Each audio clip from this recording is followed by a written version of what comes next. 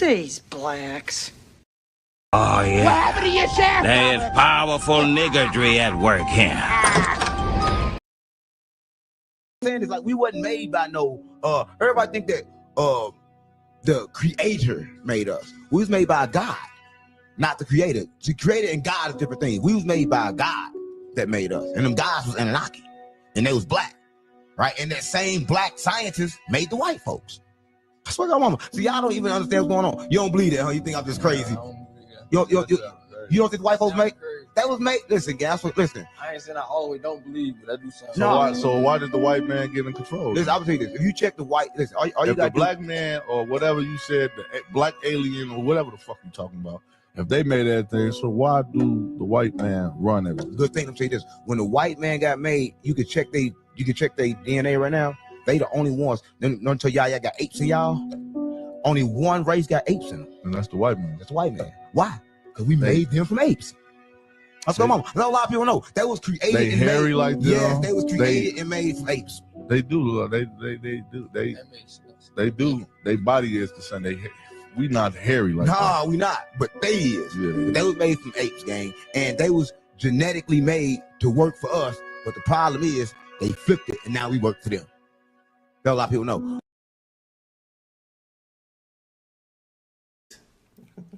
Nigga, please.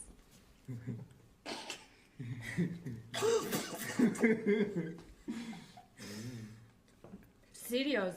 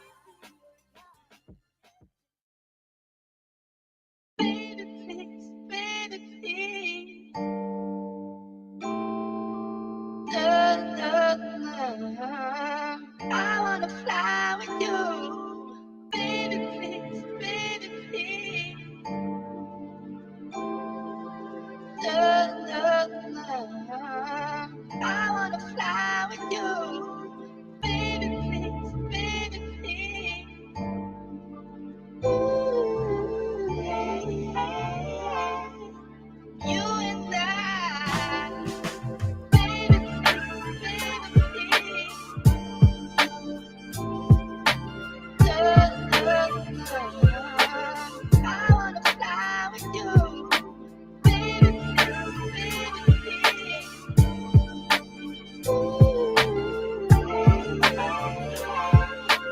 you and I, baby,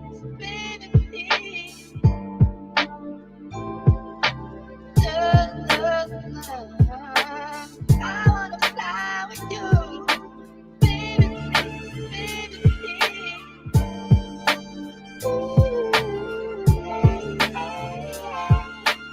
you and I, baby,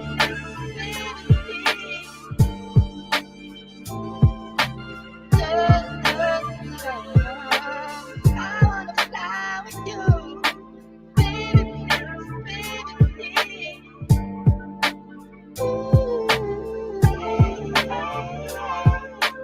you and I, baby,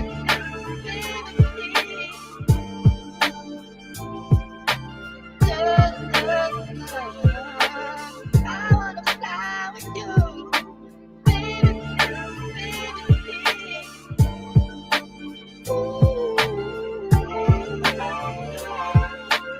you and I, baby, Purchase your tracks today. I wanna fly with you, baby,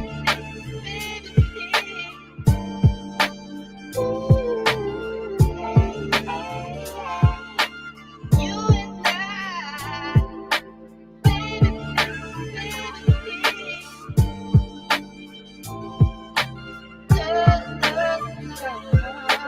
I wanna fly with you, baby,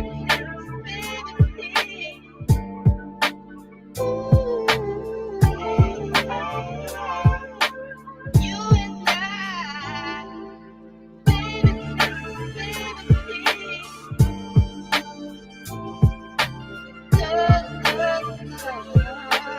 I wanna fly with you, baby,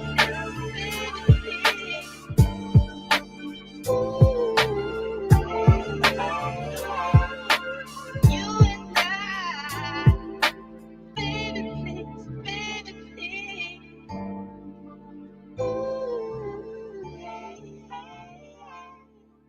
you and I.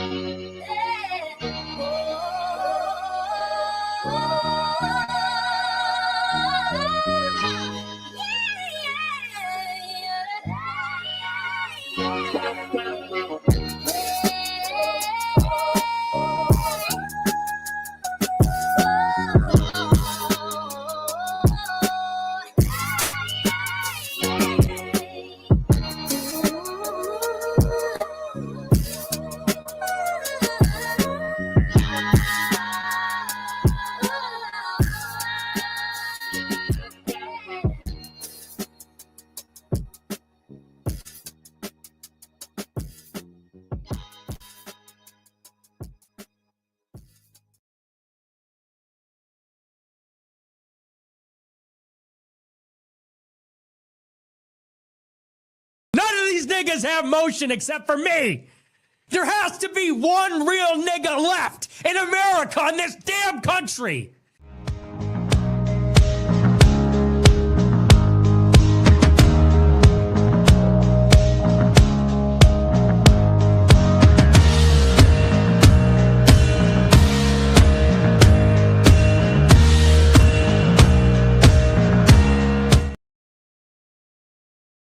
Brian, the Smithsonian has been basically colonized by the worst elements of the academy. If people are familiar with the trends of multiculturalism, the radical relativism that says that all cultures are equal, the denigration of Western culture, we see that today in our premier institution that presents America to the rest of the world and to itself. I think the public got a little taste of what was going on in the Enola Gay debacle, where the Smithsonian's curators mocked the achievements of the veterans, claimed that they didn't understand the horrors of nuclear war. What I found in visiting the Smithsonian and talking to curators there is that the rot is far more pervasive. Basically, every museum there has adopted a radical revisionism towards American history. Brian, the Smithsonian has been basically colonized by the worst elements of the academy. If people are familiar with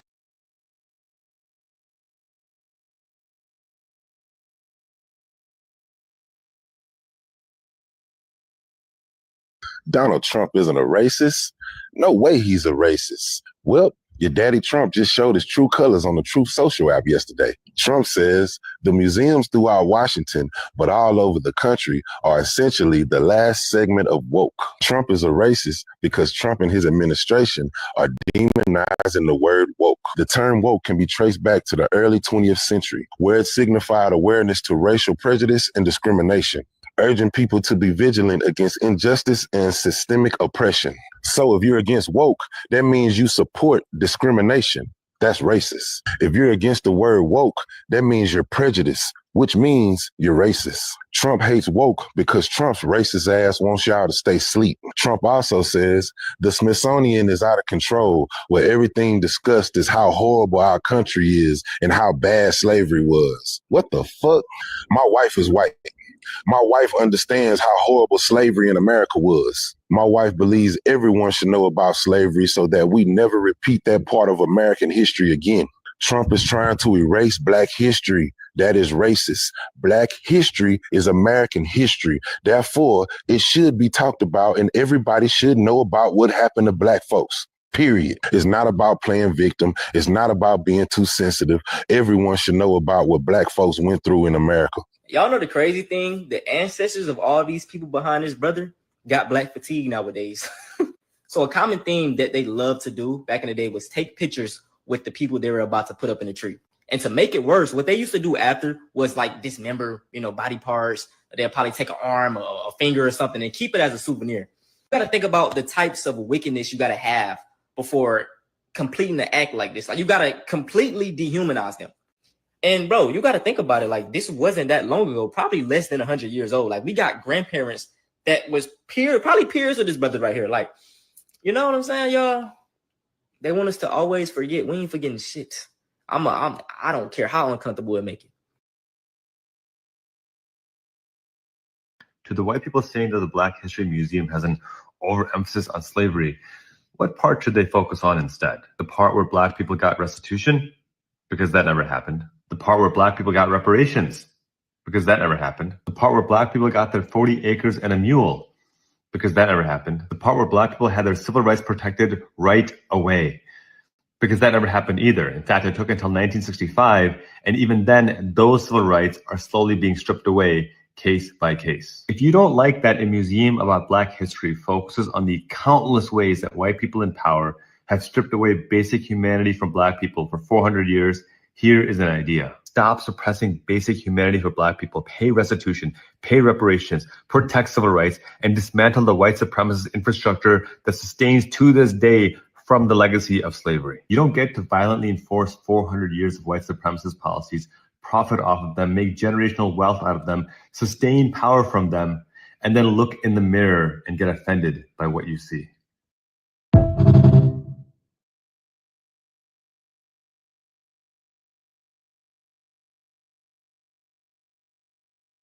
In 1860, the three richest states in America were Mississippi, Virginia, and South Carolina.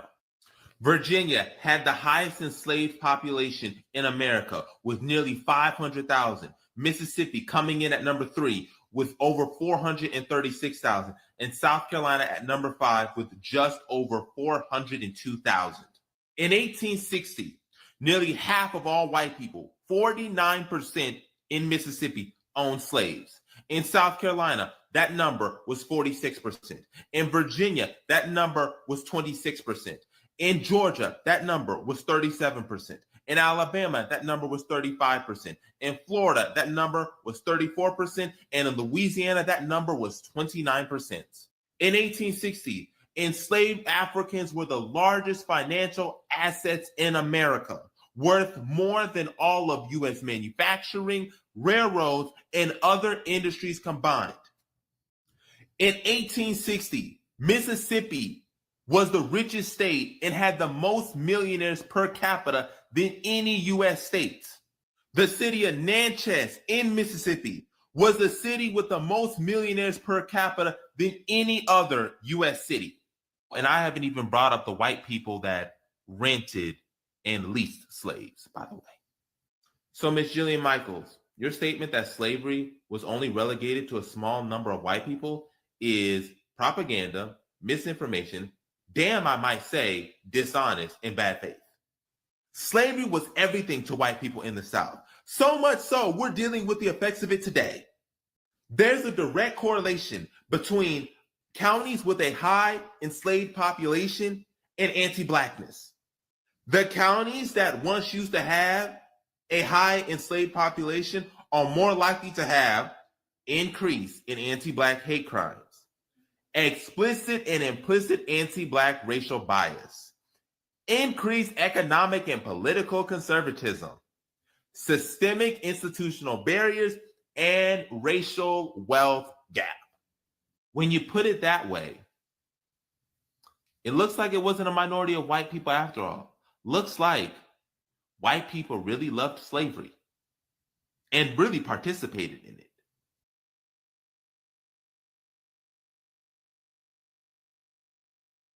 That nigga gay, nigga gay, nigga gay, nigga gay, nigga gay, nigga gay. Mic check, mic check. Good morning, everybody. Welcome to the show. Thank you all for tuning in. We are here to talk about must slavery. I know. When are we never talking about slavery in this country? It seems like we talk about slavery every day and twice on Sundays in America. The job of Blackness, quote unquote, is to remind America of slavery.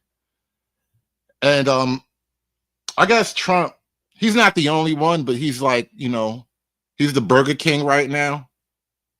Trump is just over it all. And he's on some shit right now. Trump is on some shit. Trump has low-key been waging a one white man war against niggas. Give a nigga a break. Give a nigga a break. How much more can I take? Give a nigga a break. Give a nigga a break. Give a nigga a break. How much more can I take? Give a nigga a break.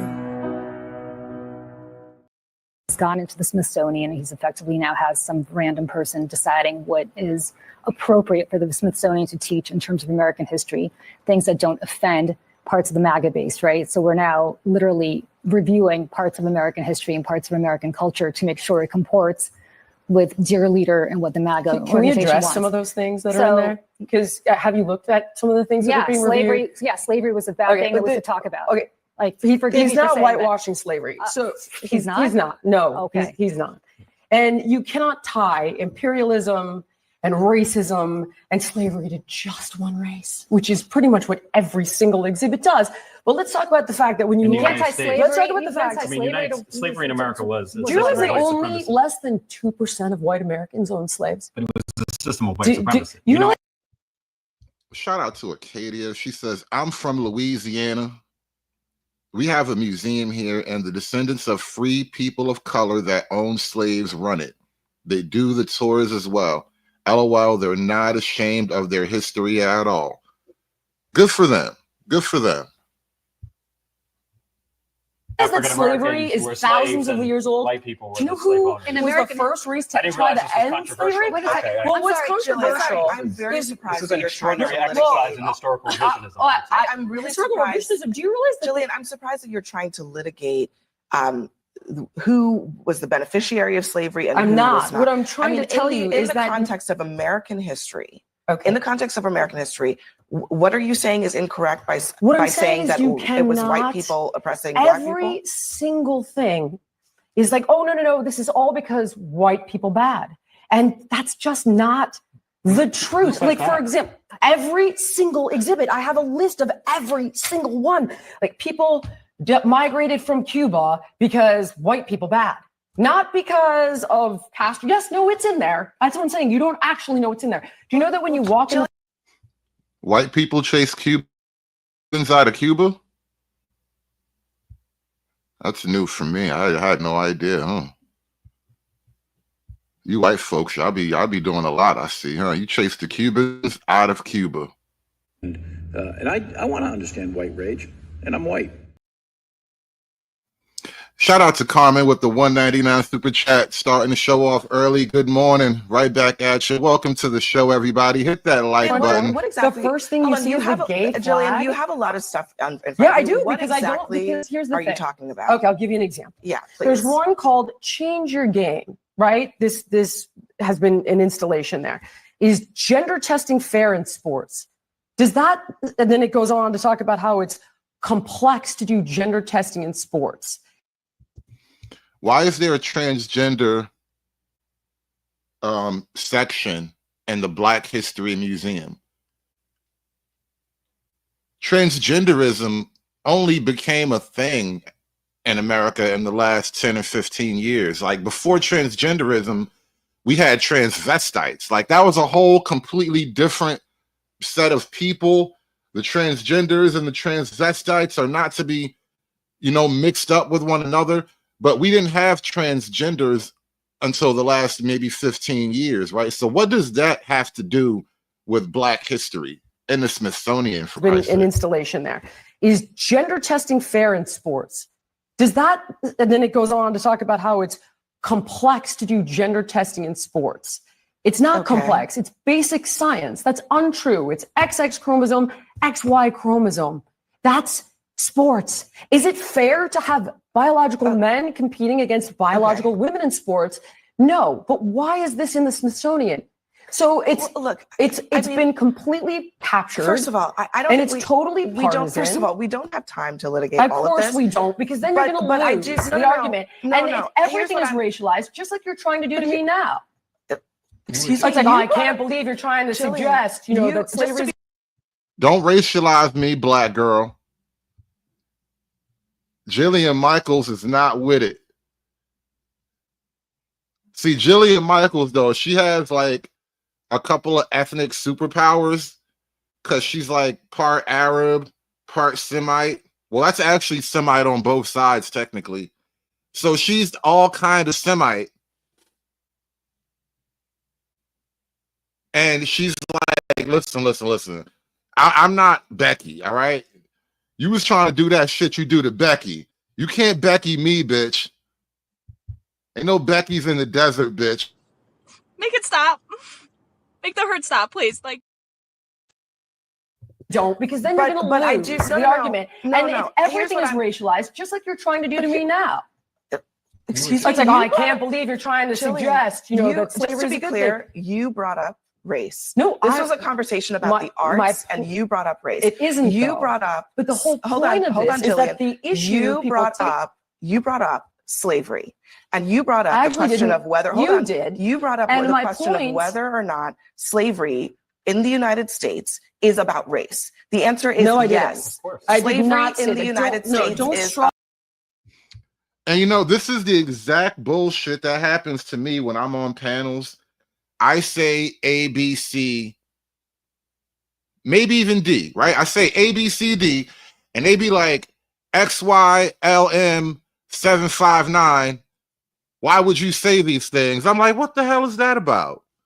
You brought up the question of whether or not slavery in the United States is about race. The answer is yes. I did not say in the United States don't is straw man about my argument race. because She did not say slavery was about race, though. That never came up.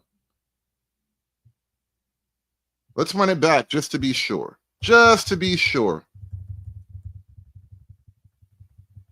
Very exercise in historical revisionism. I'm really historical surprised. revisionism. Do you realize that Jillian, I'm surprised that you're trying to litigate who was the beneficiary of slavery and I'm who not. was not. What I'm trying to tell you is in the that context of American history. In the context of American history, what are you saying is incorrect by saying that it was white people oppressing black people? Every single thing is like, oh, no, this is all because white people bad. And that's just not the truth. Like, for example, every single exhibit, I have a list of every single one. Like, people migrated from Cuba because white people bad. Not because of past. Yes, no, it's in there. That's what I'm saying. You don't actually know what's in there. Do you know that when you walk in the front door, the first thing you see is a gay flag? Jillian, you have a lot of stuff in front of Yeah, I you. do, What because I don't, exactly because here's the thing. are you talking about? Okay, I'll give you an example. Yeah, please. There's one called Change Your Game, right? This has been an installation there. Is gender testing fair in sports? Does that Now, yeah, just to get back to the whole point earlier, when did she bring up the whole slavery is about race thing? Time to litigate Of all of course this. we don't, because then you're going to lose the argument. If everything is racialized, just like you're trying to do to me now. Excuse me. It's like, I can't believe you're trying to suggest, that slavery just to is be a good clear, thing. you brought up race. No, this was a conversation about the arts, and you brought up race. It isn't. You brought up. But the whole point of this is that the issue you brought up slavery, and you brought up the question of whether you brought up the question of whether or not slavery in the United States is about race. The answer is yes. I did not say in the United States don't is straw man about my argument race. because that's not what I said. So what are you brought talking up about? slavery, and what I was talking about is that this isn't really about that. When you make every single exhibit about white imperialism when it isn't relevant at all, that is a problem. So when you're talking about Cubans leaving Cuba and you make it about white people bad, that's not accurate. Can I just say something? That's my point. All right, we're going to move on. I was saying on the arts thing, I think why this is. Now, this whole thing about slavery kind of got out of hand a little bit. It was just supposed to be a little segment on CNN, but you know how the black girls get. Don't make the black girls angry. So because Jillian didn't say all of the appropriate right narrative words about slavery, and people are already very hypersensitive about slavery, it starts to create a little bit of a backlash. But let's follow up. We just had a very fiery discussion, and I think it's important to get your perspective as a historian. Something that President Trump said in his Truth Social post was, these museums talk too much about the bad things and not the good things. And he noted in the bad things that there's too much discussion about how bad slavery was. Is it even really possible to overstate how bad slavery was? Absolutely not. And I'm actually really disturbed that once again, we are trying to relitigate something that has objectively, by all sides, been decided. Right? Slavery was a bad thing, objectively. We fought a civil war over it and over the economic independence from the very act of slavery. That's something that we have conceded. Now, it's something that the United States hasn't dealt with. It's not something that the United States is really comfortable with. But at the very least, we've had a long-standing a long-standing understanding that slavery is something universally bad. If America fought a civil war over slavery, how do we then turn around and say America hasn't dealt with it?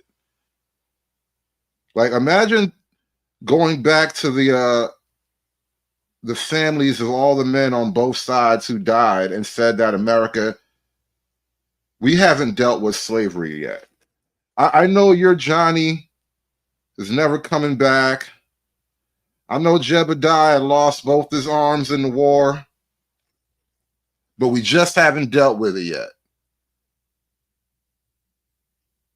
I know we burned down your entire town. We set fire to all your crops, but we just haven't dealt with it yet. What is dealing with it then? What does that even mean? And yet here we are in 2025 with the President of the United States declaring that it's not all bad. And, I do have to ask, I really wonder, has the President of the United States actually visited any of the Smithsonian's exhibits or museums? I'm pretty sure the answer to that is no, he hasn't, because if he had, he would actually see a very deep and complex and nuanced story about America, the good, the bad, the ugly, but also a story of resilience that really is about the very best of America when faced with the very worst of our country. So what do you say to President Trump's argument that we're not focusing enough on the very best of America, on that resiliency, on the innovation in America and what makes America so great? What do you say to that argument overall? Well, I actually think that the extraordinary work that historians, that curators, that scholars have done in the Smithsonian, which has existed as an independent federal institution for decades and really has prided itself on the kind of excellence that it has poured into this. The director of the Smithsonian, Lonnie Bunch, has done an exceptional job on this. But if the president were actually to visit and actually do the work of engaging with this, he would actually see that the exhibits, that the collections, that the actual story that the Smithsonian various museums are presenting is one that is truly about the very best of America. I mean, if you go to the National Museum of African American History and Culture, you can see the storied history. Do they show any exhibits of the wealthy black slave owners of America? Like the handful of black folk that was really, really getting it. Maybe they should show an exhibit of Anthony Johnson. The black man who took his slavery case to court so he could permanently enshrine African slavery in America. Because when they talk about slavery in America being a racialized thing, that actually happened over a legal process. And a black man, Anthony Johnson, former slave himself, I believe, yeah, he was a former slave. He fought in court to make slavery, well, he really just wanted to keep that African working for him. A byproduct of that was a legal precedent was set that the Africans can be slaves for life. Yeah, look it up, Anthony Johnson. Why isn't that in the history though? But you want to talk about, I bet you it's a bunch of niggas with scars on their back. I bet you it's a lot of pictures of niggas with scars on their back. That starts, yes, with the experience of slavery, but then tells a story of triumph right on through the present. It talks about the narrative. It talks about Ben Carson. It talks about the narrative of Barack Obama. It talks about success in really powerful and resilient ways. And so I have to question what the real agenda is in doing this. I actually don't think this is about telling a story of triumph about America, that in fact, it's instead about a very particular agenda, about really erasing the narrative of the American stories of American citizens that really define our country, define who we are. Really, black folk, and especially from a political perspective, black folk never want to give up all of the power that comes from morally shaming white people about slavery, even though it doesn't really hold any proper weight. Like technically the world was based on slavery up until very recently. And low key is still based on slavery in a lot of the world. But we want to hold this one group of people uniquely morally responsible when they probably have done the most to end slavery, not only here, but abroad. And so as long as Black folk get to hold on to this false moral high card, we'll just kind of, milk it until the milk runs out, I guess. The various bits and pieces, the voices that all too often get erased, and that historians have done extraordinary work to bring that to the present. I mean, there is a reason that on an annual basis, 24 million people visit these museums and these exhibits. And there's a reason why the president wants to control that narrative and really erase the voice of the people who really make up the true story of America. Now, like I said, this whole thing kind of kicked off a little bit of a backlash. And it really pissed off Abby Phillips. I don't know what got under Abby's skin, but Abby started really getting on some Black girl magic after this whole slavery conversation with Jillian Michael. We were having a discussion on the show about Trump's attempts to influence parts of American culture, like the Smithsonian, like the Kennedy Center and the arts, when suddenly the conversation turned to slavery and race. And Jillian argued that everything in the culture has become now about race. He's not whitewashing slavery. So he's not? He's not. No, okay. He's not. And you cannot tie imperialism and racism and slavery to just one race, which is pretty much what every single exhibit does. Then what really shocked all of us at the table was that she seemed to try to be minimizing the impact of racism and slavery on American history. Do you realize that only less than 2% of white Americans own slaves? But it was a system of white supremacy. You realize that slavery is thousands of years old? White people were Do you know who was the first race to try to end slavery? That's an incredible. Right. It was a system of white supremacy where Black people could own slaves. Pretty sure Anthony Johnson owned a white guy too at one point. The white guy was smart though. He wasn't going to get caught up in no legal battle with a nigga. The white guy was not going to get caught out there like that. But I'm pretty sure in that system of white supremacy, even a Black person could have bought a white person if he was up for sale. Theoretically, I'm sure it actually happened. Incredibly misleading statistic, because even the Americans who did not own slaves also participated in slavery by benefiting from the economic system of slavery, the political system of slavery, and culturally treating Black people as if they were not human. But Jillian didn't acknowledge any of those things, and that, I think, is really what shocked so many of us at the table. Since then, she's doubled down, and she's even said that she had reached out to the White House before coming on the show to ask them about which Smithsonian exhibits they wanted to dispute. She acknowledged that none of the talking points provided by the White House, according to her, had to do with slavery, and yet she still decided to downplay it. Right, because the White House probably isn't touching slavery as a concept.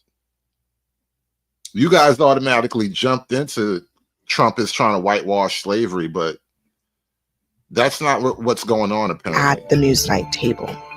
Fast forward a couple of days later, and now President Trump is actually also downplaying slavery, suggesting that the Smithsonian talks about it too much and overemphasizes the negative of slavery in the context of American history.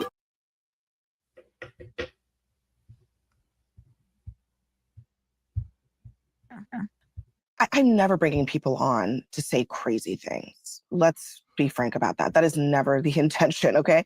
People's decisions to say crazy things are never expected or predictable. However, I mean, and I know that folks really dislike Scott for his views, but I would say that there are views that you don't like, that you think are unfounded, but that are pretty widely shared. And I think Scott falls into that category. Now, there are definitely times, if you watch the show, that we have conversations where I will say to Scott and others, just stop. Because we're not playing whatever game it is that you want to play in this moment. Just so we're going to clarify, by the way, we're talking about your Scott, not our. Now, after that little clip about slavery and whatnot, actually, there's a follow-up we're going to get to. There's a longer piece that she's kind of commenting on both of these right now, but she just went on air. I mean, she just went on a podcast to basically trash her co-host and guests because, they say things that she doesn't like. Or Scott. Just not your, Scott. which is a point of major confusion between us, Kara, all the time. Yeah. You will say, oh, I did this thing with Scott. And I'm like, you did? I thought you... Yes, off screen, Scott really Jennings and I are really... We play pickleball together. We do not. That would be good, though. I would beat him. But I do think that what I try to say is, if I detect that what you're doing is playing a game of let me say something that I think is going to go viral, let me misrepresent what's being said here to try to create a moment, I will stop that. Yeah, you did that around Gaza. Happens. Who was that? There was one. I mean, Scott was involved in that one. I mean, Scott is often involved in those moments when I say no, we're stopping, and I think that there are guardrails, but I also think it's, this is an imperfect exercise, right? So what you think should be a guardrail, I may not think should be a guardrail. I try to give people a decent amount of leeway to express their points of view, liberal and conservative. Now let's go to the full response that Abby Phillips, her name is Abby Phillips, by the way. Let's go to her full response, because after that little interview with Jillian Michaels and the whole clap back about slavery, whatever it is she accused Jillian Michaels of, it really kind of pissed Abby off. And like I said, she started doing her black girl magic. And so she came back with an entire segment and a panel. Trump attacks Black history. CNN debate on erasing slavery from museums. Good evening. I'm Abby Phillip in New York. Last week on this show, a guest shocked the table by arguing in part that slavery in America can't just be blamed on one race, and that museums put too much focus on the role of white people who participated in that terrible institution. And now tonight, that same argument is being pushed by the president of... It's crazy. All the slaves come from Africa, and they were sold in Africa by Africans, and African slaves wound up in America. Yet slavery in America is only white people's fault. The United States.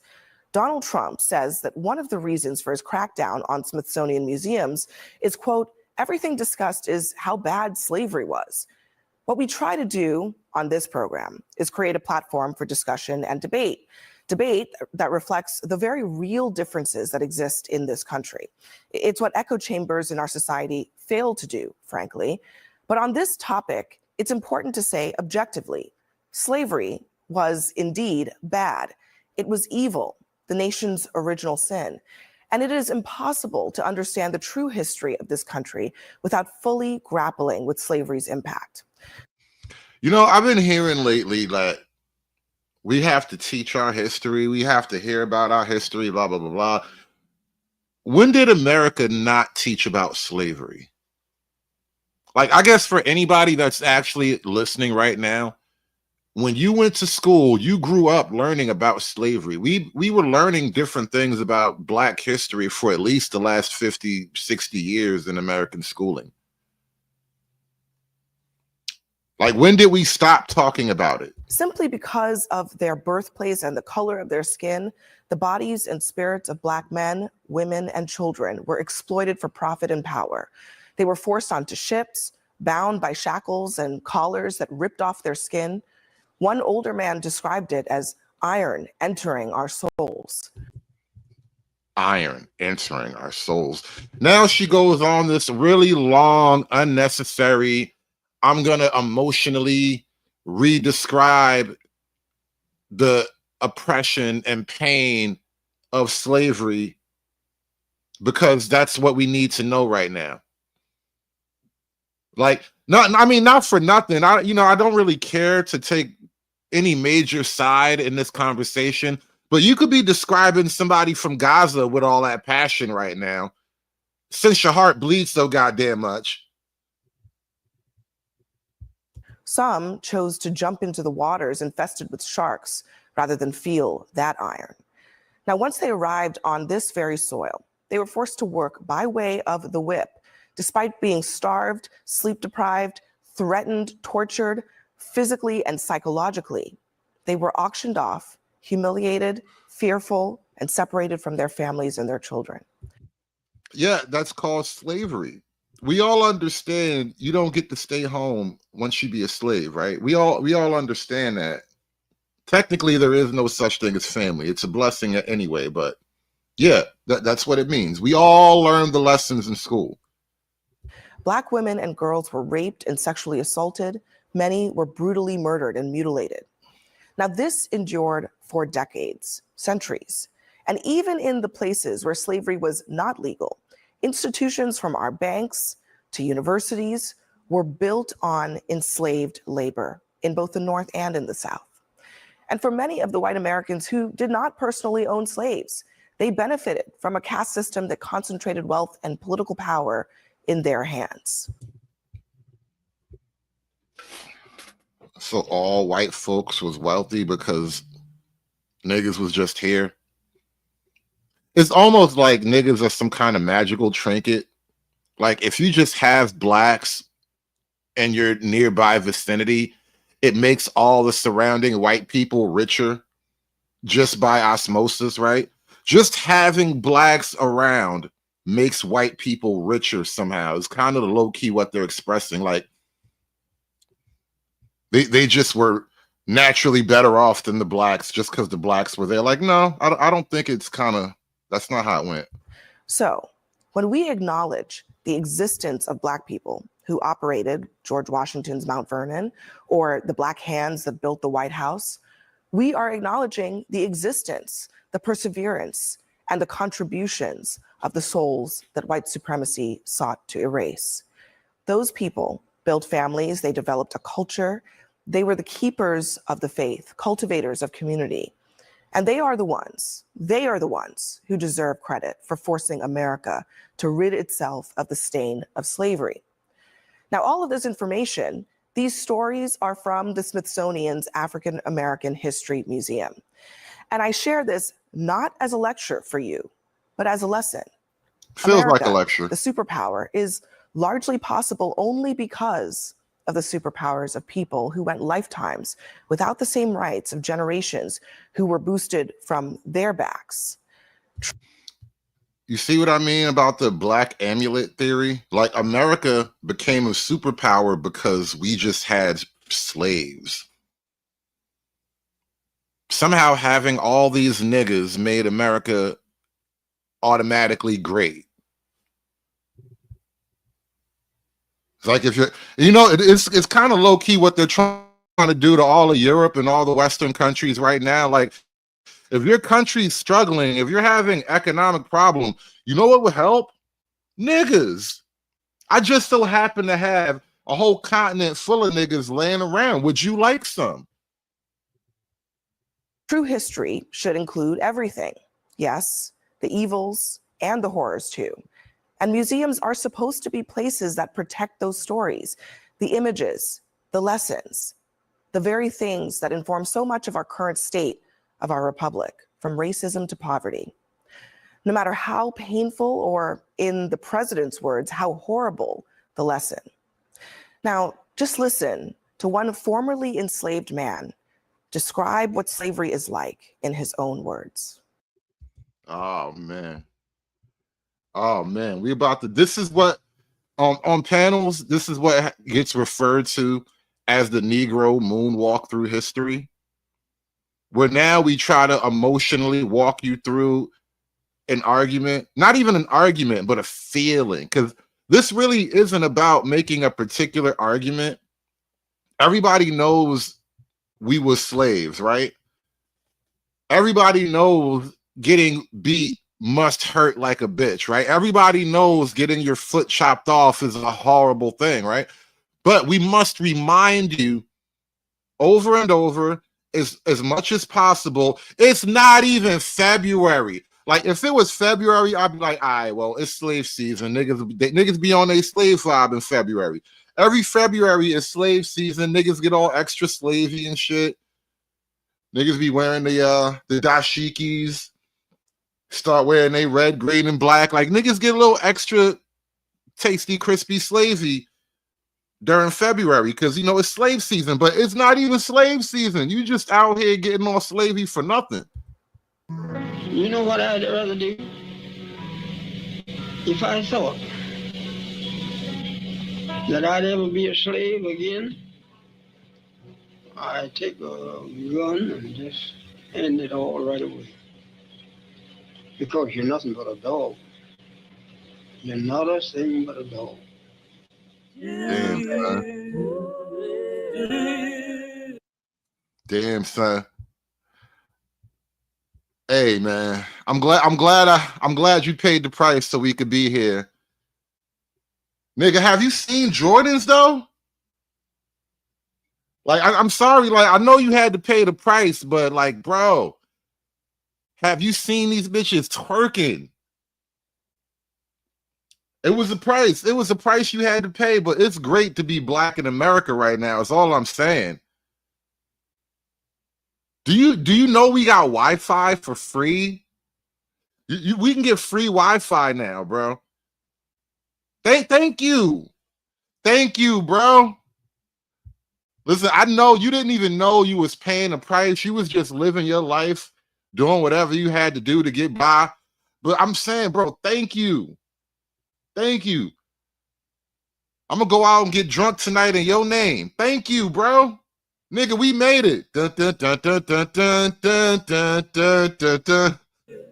We are here in the studio with our panel, Leah Wright-Rigueur. I was actually surprised to see President Trump basically saying the quiet part out loud, that this review of the Smithsonian is not about even just something vague about reviewing history to make sure that it's fair. He wants to make it so that it talks less about slavery. What does that say to you? Well, I think it's an effort. It's part of a larger effort to both stainwash and whitewash American history and essentially erase all of the parts and disappear all of the parts that make Americans, that make President Trump uncomfortable, that feel distasteful, that are a reflection of the actual real and horrific parts of our history. What about the negative aspect of constantly reminding Black people of their shame, of their pain, of their victimhood? Like, imagine, let's make this really, really dark. Imagine as a woman who gets like violently sexually assaulted, right? Like, got beat up, dragged into an alley, snatched into an abandoned building, and, you know, all the things, right? All of the things. Broken glass everywhere, right? All of the things. Like, imagine this type of thing happens to a young woman. And now, every day, it's bad enough that she has it in her mind because she has to live with it, because she has to feel it. She has to touch the scars of it as she washes herself every night in the shower. She has to run her fingers over those memories, right? And then she goes outside. Actually, before she even goes outside, she turns on the TV. Today on the news, sexual assault. You know, she goes outside, a bus drives by, sexual assault.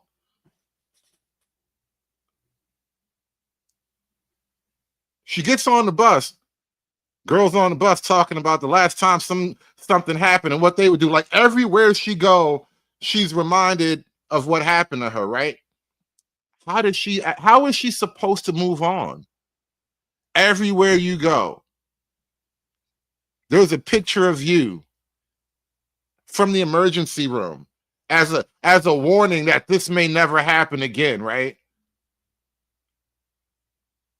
There's a billboard along the highway of her beat up, busted lip, her black eyes,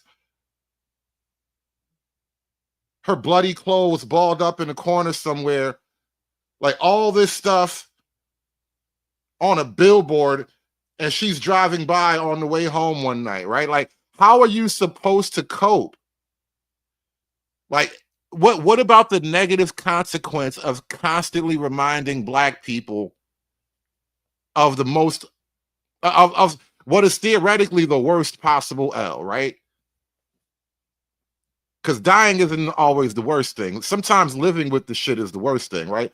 And so, is there no negative consequence to constantly shoving slavery down Black people's throats so that we may then regurgitate it and shove it down white people's throat? And I find it a little ironic. You know, earlier today, as I was listening to some of the commentary, my first thought was, wait a second.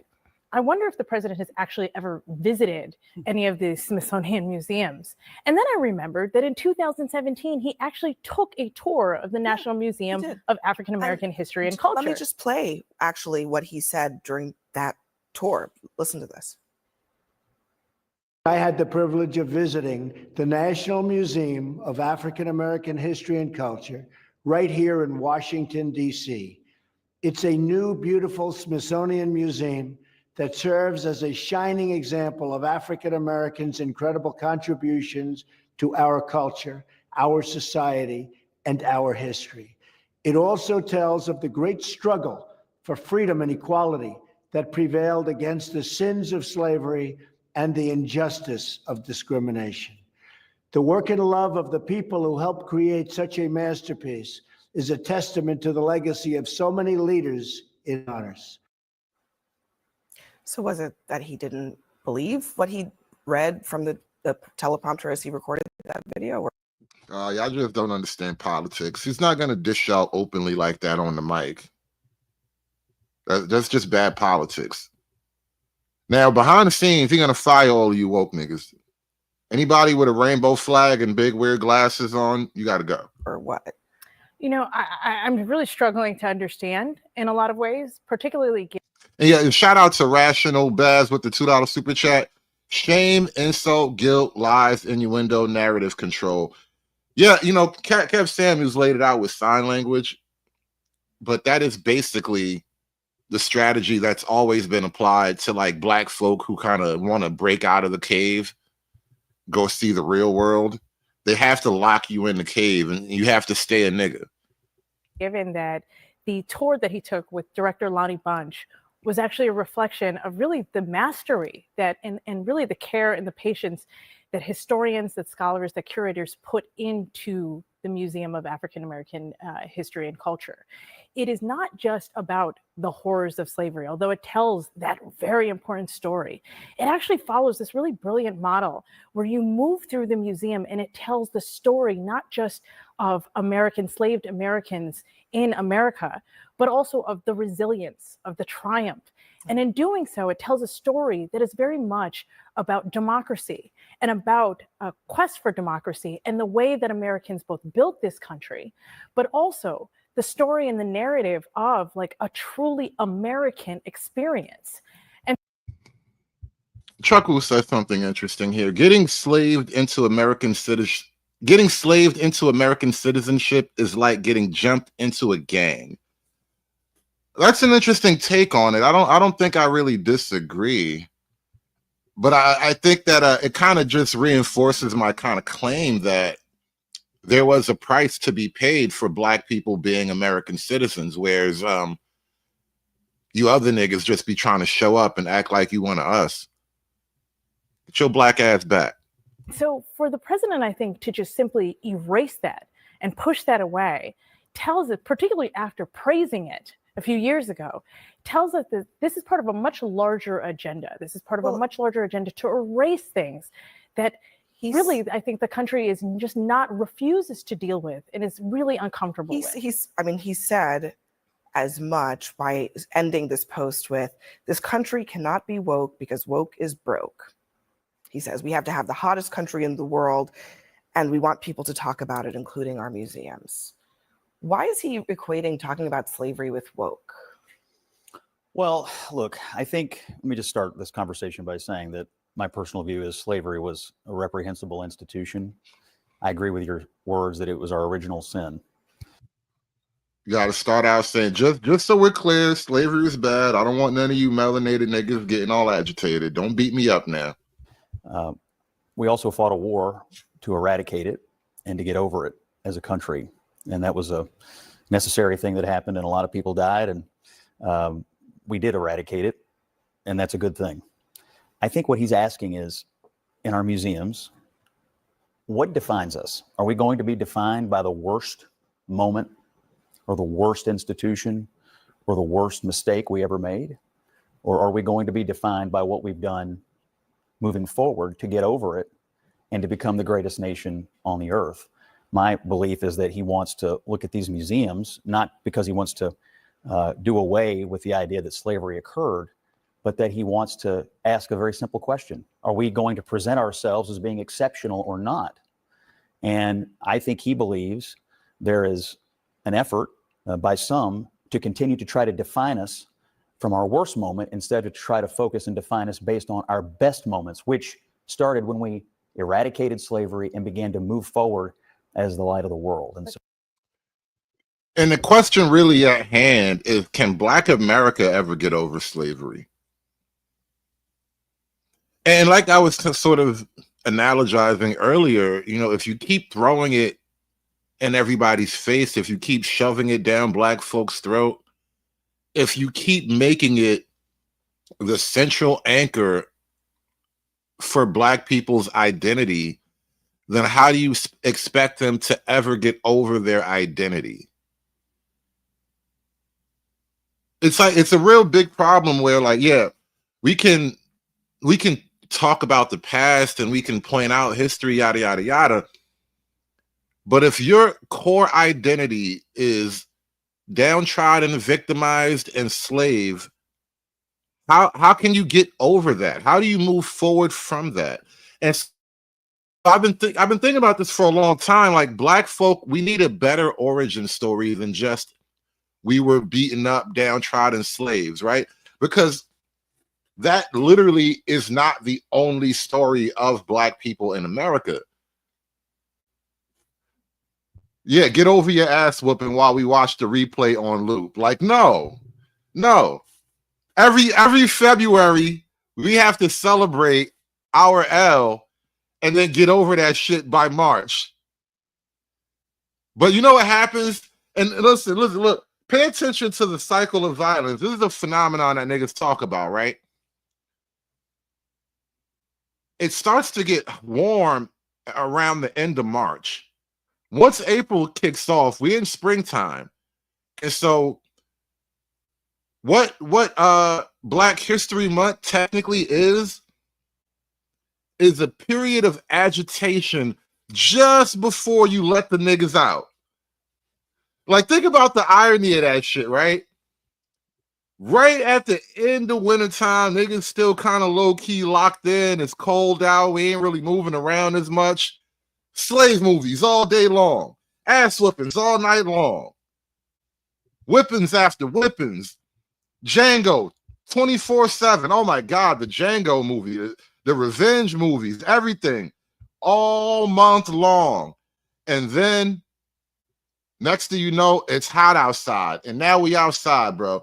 After a whole month of just slaving and begging. Toby be good nigga for massa. Good nigga. Don't send Toby away. And now it's hot outside. Niggas come outside with an attitude. Niggas come outside with anger and violence on their heart. And then boom, crime rates be up. It's crazy. It's crazy, but that's how the cycle work, bro. Stop doing that shit to niggas. So Isn't that's that what makes museums? That's what makes us an exceptional nation, is because they tell the history and the story of our country, and therefore, you know, these horrible, horrific moments in our history. The original sin, as Abby talked about, when it comes to slavery, has, you know, we of course did eradicate it, but look where we've come today. And I think those museums, like to your point, make America exceptional. And in museums all around the world that document atrocities, whether it be, you know, from Nazi Germany to eradicating slavery here in the United States, you have to learn the lessons of the past. And to deny it is to defend it. I don't think he's denying it. And Bachi may want to comment on this as well. But I think what he wants to ask is a simple question. As we present our history, are we spending most of our time focused on something terrible? Are we going to spend more time as we enter our 250th anniversary focused on what this country has done to improve the lives of every single person who lives here. We are the light of the world for a reason, because we're an improving commodity. The question I ask when I hear you say that is, why? I mean, the idea that slavery happened, it's hard to understand what we've overcome if you don't even talk about what it was. You know, I think that kind of waters down the whole. I don't think anybody is proposing that we. I don't think anybody's confused about what it was, though. And then it's not even slavery was bad and that is what we need to talk about. That's not what ever really happens. Like, everybody understands slavery was bad, but the subtle implication and the overt often implication is that white folk are uniquely bad because of slavery. And that is what people are pushing back against right now. Ignore that it happened. I think that the problem is that there are people, and Scott used the term a couple of times, and I don't think it was meant with any type of ill intent, but he said, you know, we got over it. And I think that's the problem. I think that there are a lot of people in this country who believe that for some reason we got over it. I mean, the fact is that American chattel slavery is vastly different than what Jillian Michaels and others talk about when they talk about slavery around the world. I mean, the chattel slavery system that we had was extremely transactional. It was actually better than the slavery that we had around the world. Technically, America has a descendant of slaves population, meaning a lot of us survived. I don't know if you have that in a place like Saudi Arabia, right? You don't have that over there in Saudi Arabia. All them slaves that left North Africa, they're just dead. The whole genetic line ended with them. Actually codified in law, and it was based upon the color and race, as you so eloquently pointed out in your opening. And so not only when you think about that portion of where we are, 26 of our... Yes, Chuck Wu. I know this African nigga not about to... You want to have a slave off with me, Africa? Africa, you want to go slave for slave with America? Really? Look. In America, theoretically, you know, it was rumored that the white folk, you know, y'all fed the babies to gators and all that. Y'all, you know, what was that delicacy thing? You know, they have rumors that the white man might have nibbled on a nigga here and there, you know, allegedly. And I'm not even saying it's impossible, right? Because all things are possible. People are crazy. Niggas do all kind of shit all over the world. But it is common. It is actually common. And especially during that time, I'm not going to say right now, I'm going to give you some more dignity than that right now. But back when slavery was really popping, you would rather be an American slave than a slave in Africa. Because it's a good chance that y'all was just eating y'all slaves before the white man came with like jewelry and guns and liquor and shit. Like, you had all these niggas laying around with nothing to do. Y'all was just eating them niggas, bro. Let's keep it a buck. Let's keep it a buck. Who really had gourmet slavery? You didn't have nothing to do with them niggas. Niggas didn't have sugar plantations in Africa. Niggas wasn't growing cotton with them slaves. What were you building? Did you have a lumber factory with your African slaves? No, you didn't have a goddamn industry with your slaves. What were you doing? You were chomping on them niggas. You were eating them. You kept them niggas around for delicacies. You sacrificed some to your god. It was a little to the thunder god, a little in my pot. A little to the thunder gods, a little in my pot. That's you niggas was eating the hell out of them niggas, bro. Stop it. The gourmet slavery. Nigga think he got jokes. Listen, man. Stay over there, bro. First 30 Supreme Court justices own slaves.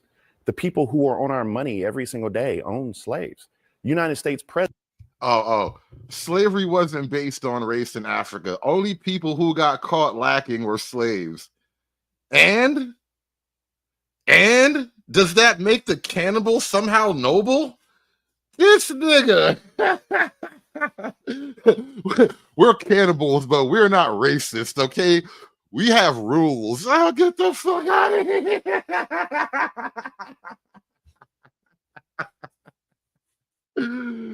This delectable cannibal ass nigga up here talking about we not racist, we have rules though.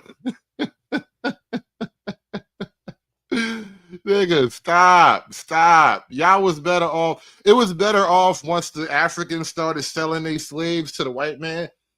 Cause like he might be racist, but he's not gonna eat me. You know, the odds of being cannibalized by the white man go down like 95%, bro. You are just theoretically safe from cannibalism once the white man bought you from the Africans, bro. You know what? I looked into this question earlier. I asked Grok because I was curious about like where did all these niggas come from?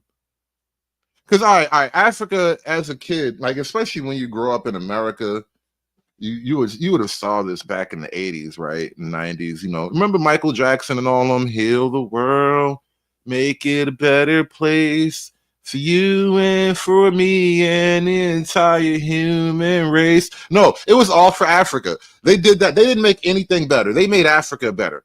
And what they did was pour, since 1990, Grok told me that they poured about $1.8 trillion of global aid into Africa.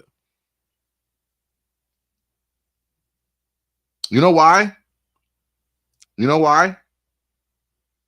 Because without slaves, you niggas ain't have nothing to eat. The white man made you stop selling slaves, and you niggas was starving ever since, bro. You niggas didn't know how to eat without slaves, bro. You niggas could not keep your diet up after the white man made you stop selling slaves. It was like, bro, after slavery, what are we gonna do for food? What's a farm?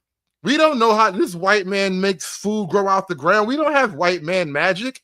After the white man made you niggas stop selling slaves, you niggas was starving.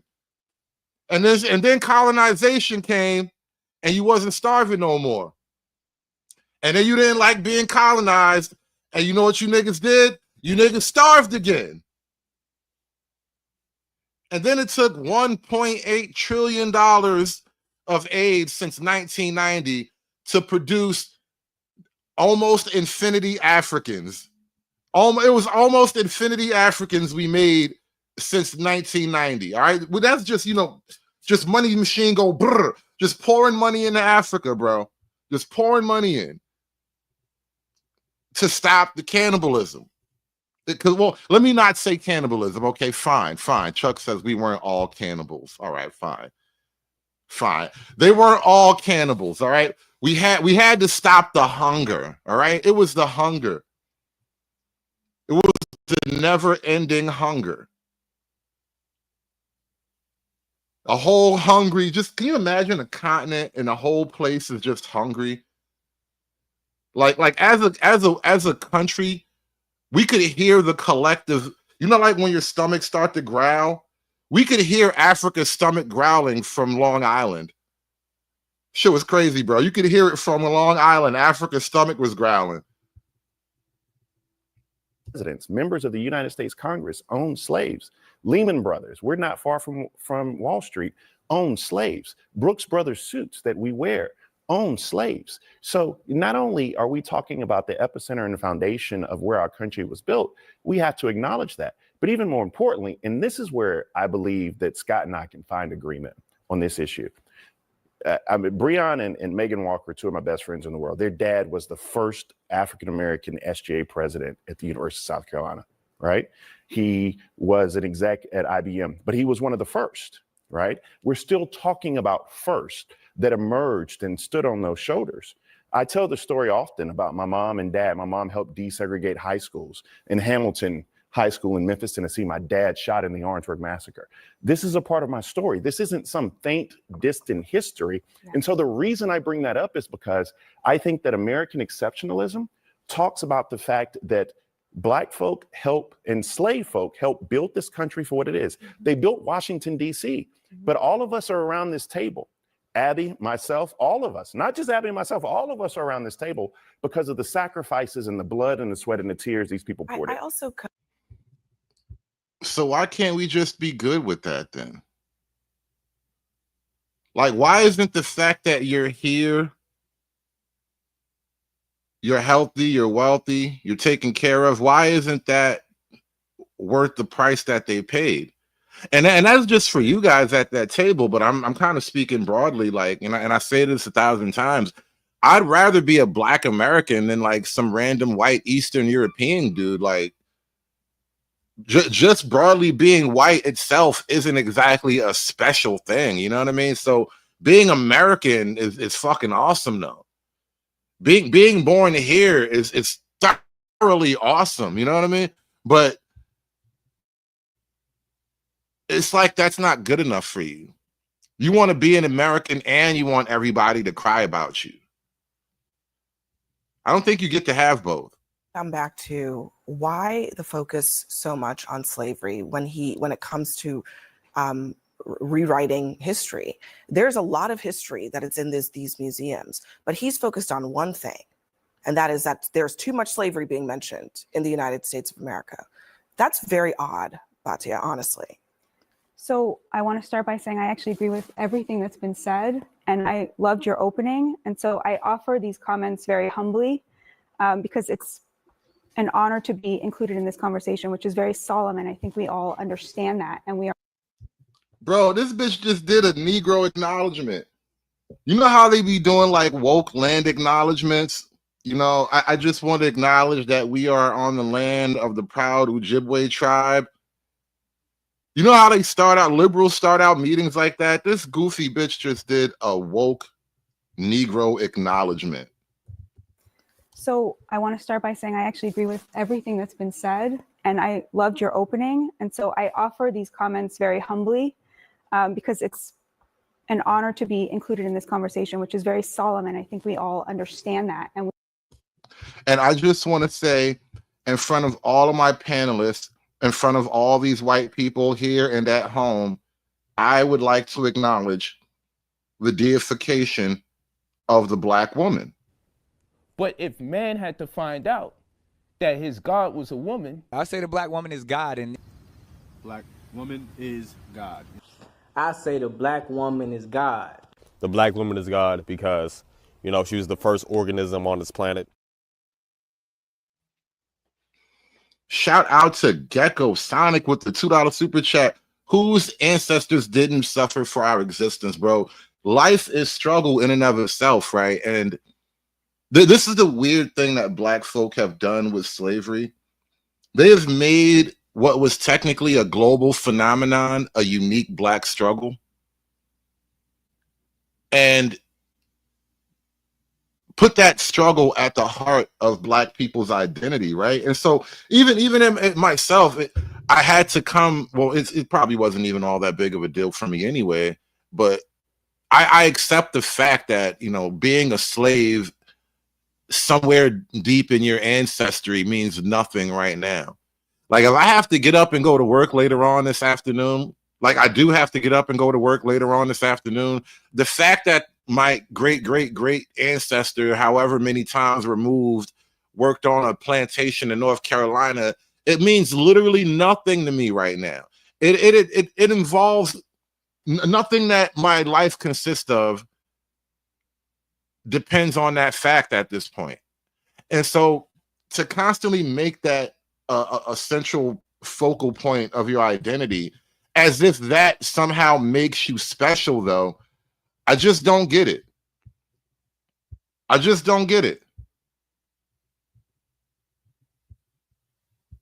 And shout out to Chuck. Shout out to Chuck. We're not gonna beat up on Africa today. You know, we all good. We all good up here. We are all looking for the common ground here. And so what I'm about to say, I don't mean in any way to negate that tone. But starting around 2011, 2012, sociologists started to notice a shift in white liberal opinion polling to where white progressives became more extreme in their views on race than Black and Hispanic Americans. And they called this, the sociologists called it the Great Awakening. And when they postulated, where did this come from? Why did white progressives suddenly start obsessing over race? Remember, this modern obsession with racism was given to you by white progressives on a college level who then those students graduated and went into the world with all that they've learned from their gay woke in a way liberal that professor. was actually far to the left of where Hispanic and Black Americans were on this issue. They found that the media had shifted radically how it talked about these issues. So for example, in 2010, the words white supremacy were mentioned 75 times in the Washington Post and the New York Times. But the media is different from museums. In 2020, the words white supremacy were mentioned 700 times in the Washington Post and the New York Times and 2,400 times in NPR.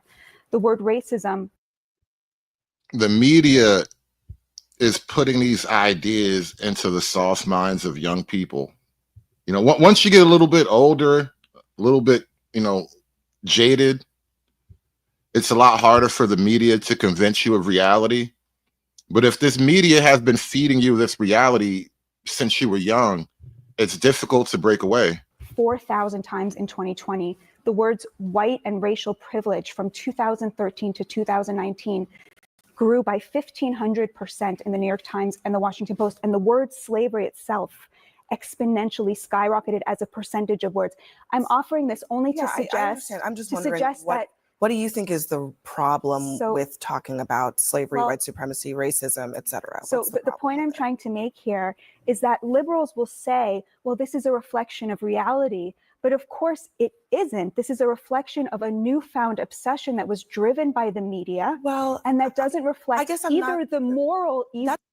Not only was it driven by the media, I want to highlight Red Illusion makes a great point. And I remember Tim Pool. I think Tim Pool kind of got he kind of blew up around the Occupy Wall Street thing.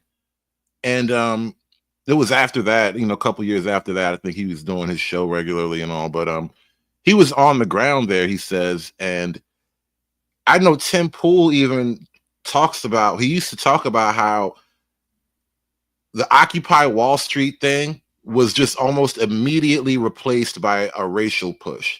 And it was almost as if the corporate powers that be decided to go woke to protect their flank.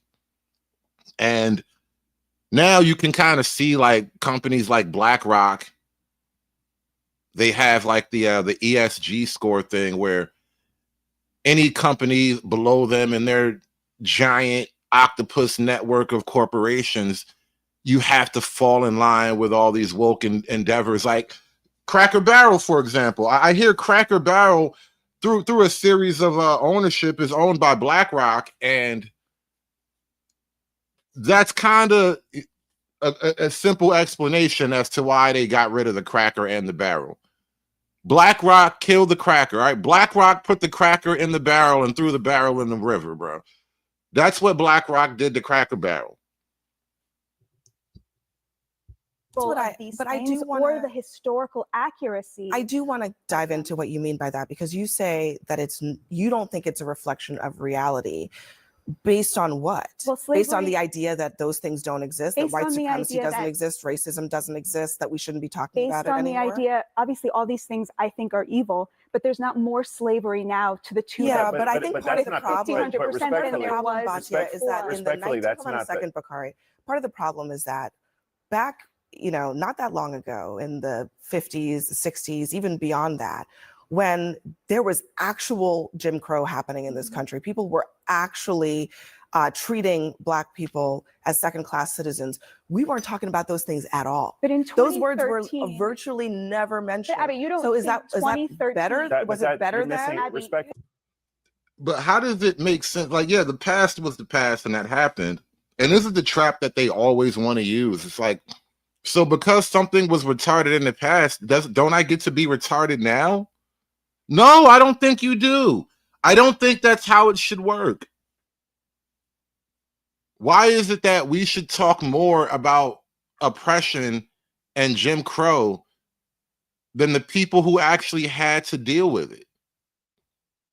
It is really like stealing their oppression. This is almost, this is like the equivalent of walking around and your mom's shoes, putting on your dad's boots or something like that. This is not our oppression. This is not our pain and suffering. We do not suffer their oppression, bro. They had what they had, but that is not our life right now. But we want to constantly talk about these things as if it is our life.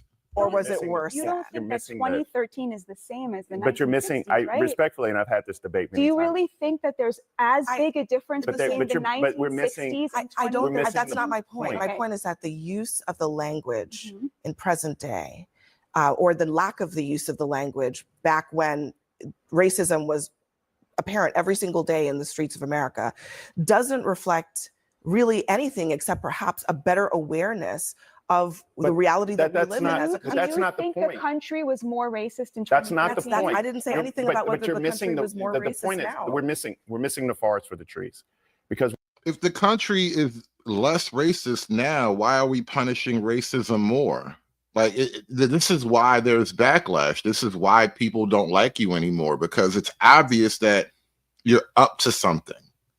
What you have to realize is that the remnants of slavery that emerged through black codes, which, were enforced by what is modern day police, what you're talking about in Jim Crow, what you're talking about in the civil rights movement, those fights that weren't even 20, 30, 40, 50 years ago. When you talk about George Elmore and everything he gave up so that African Americans could vote in the primary system, when you talk about Harry and Eliza Briggs, who actually were the foundation for Brown versus the Board of Education, when you're talking about Sarah Mae Fleming, who's see, now you're just doing the Negro moonwalk through history. And it's so funny, bro. I was thinking about this, man. When niggas talk about black culture, like I was thinking about the Joy Reid clip, and when she was saying white folk didn't invent anything, and then she went on to she went on to list all of these musical genres that black folk invented. And I'm listening to that. I'm thinking about that. Like, I wonder if you can sing your way to the moon.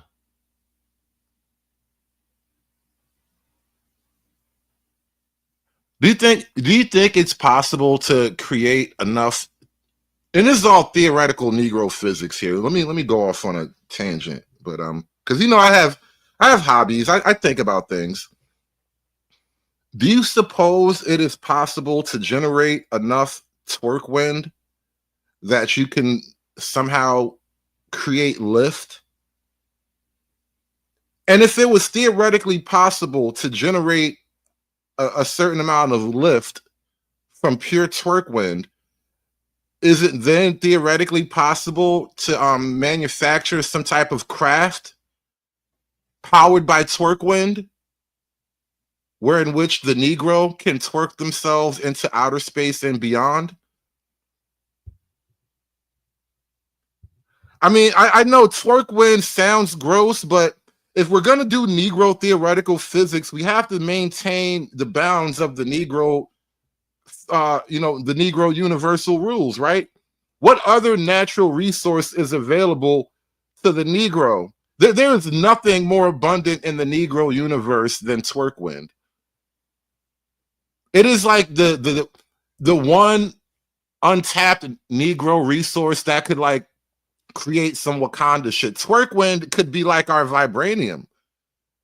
If only there was a way to power a vehicle with the condensed harnessed force of torque wind.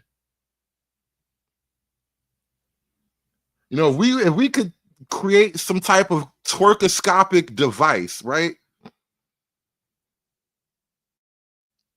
Right, a perpetual torquoscopic device that would create perpetual torque wind. That's what we need. We need a perpetual torquoscopic device to create an unlimited supply of torque wind.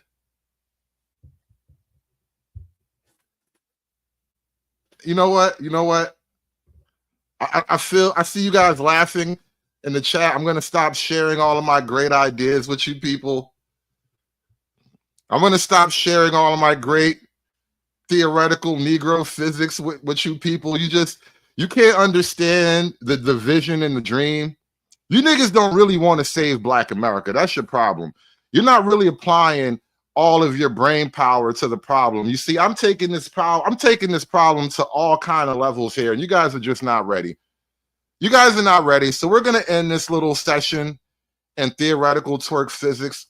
But I'm telling you,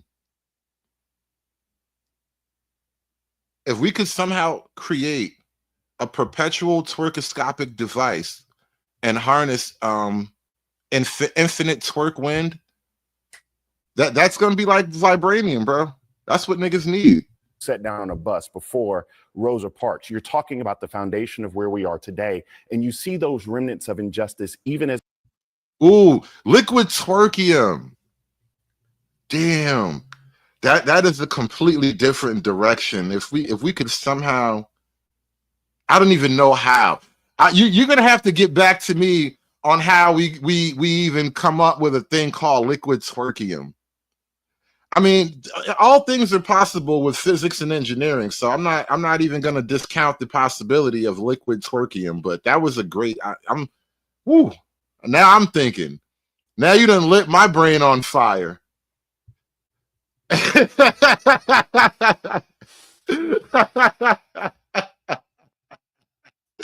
All right, I gotta get out of here. I'm done with this nigga now. Now I'm done with you. It's over now. As we sit here today, you have a quarter of shame in South Carolina. Scott just was in South Carolina along the I-95 corridor where black and brown kids go to school. Their heating and air don't work. You have hospitals that are shut down. You have redlining that affect black people today. This nigga is just going through a list of black people and black things. What this got to do with slavery, bro? And honestly, what slavery got to do with anything right now? Have USDAs, right?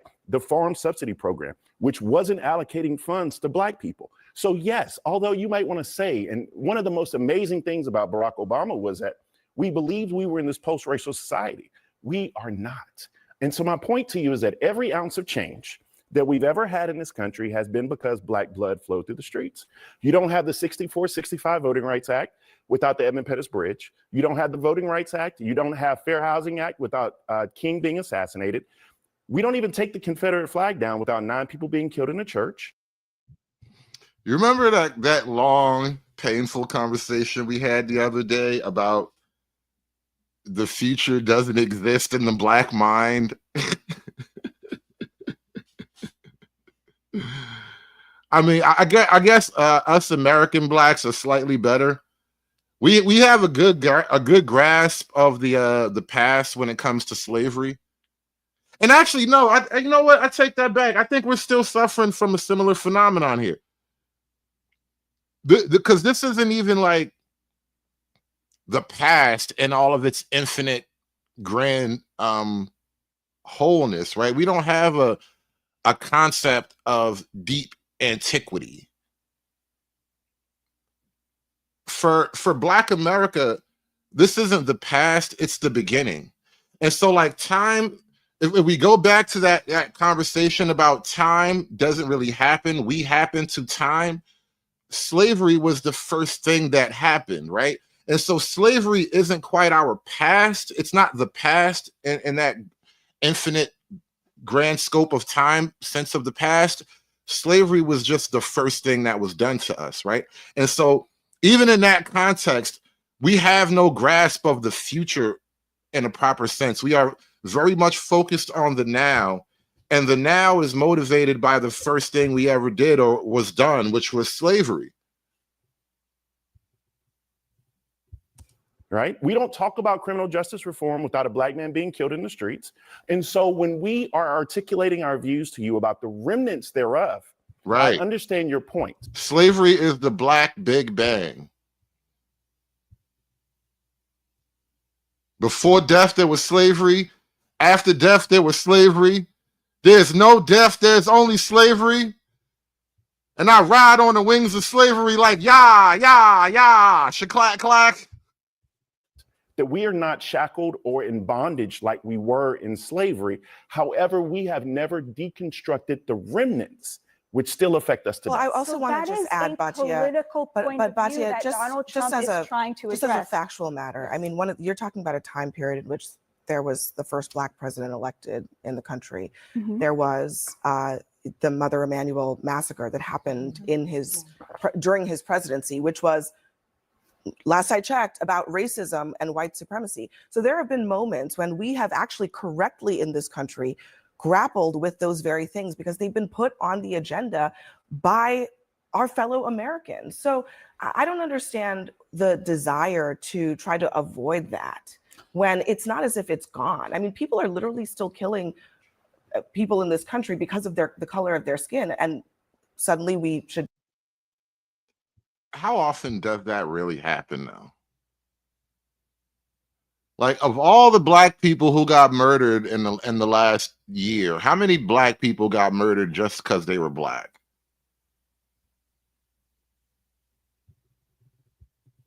I mean, can we just stop doing that? We really got to stop pretending that, you know, they hate you because you're black. I'm pretty sure there are a lot of better reasons to really hate you.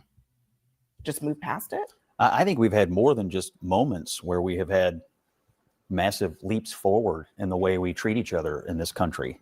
I mean, I agree with Batya.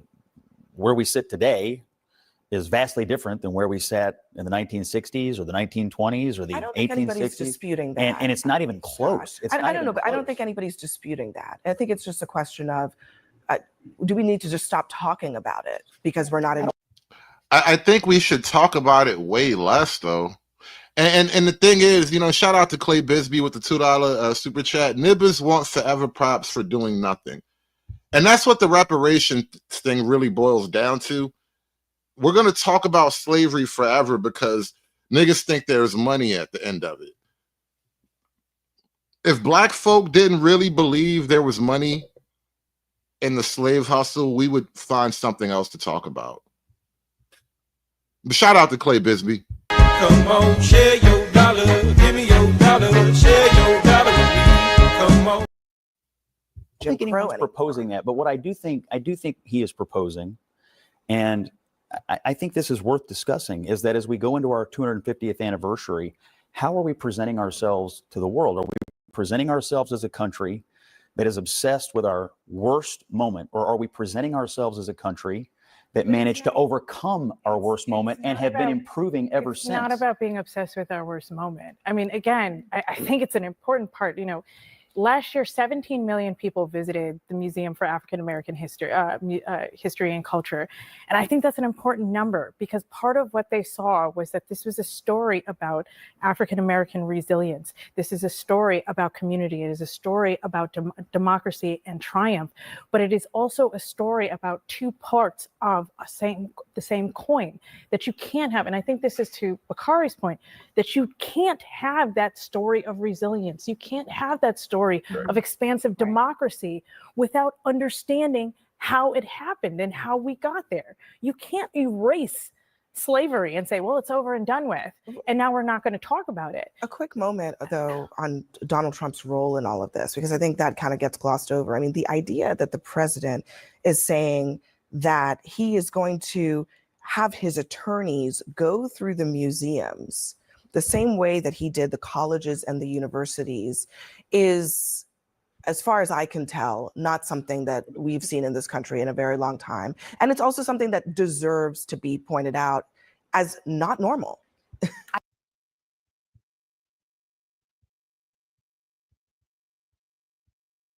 Somebody had to do it. I am the chosen one. Somebody had to do it. Hey, man. You niggas been running amok for a long time, coming up with all your communist theories about white people this and white people that. You couldn't have thought it was going to last forever now. You really didn't think this was just going to go on forever unchecked, did you? I think it's not normal, but also, is this a good use of time for the president of the United States to be doing this? I think you saw that clip in 2017 when he was praising the African American History Museum. He was talking about his tour and the visit. I'm not sure what changed from now until then. I'm not aware of other exhibits or other like language being inserted into anything that's being, shown at the museum. What's changed is the backlash on the right. Yeah, against anything that has to do with race. And he is leaning into that because that is. And that's exactly the point. That's exactly the point.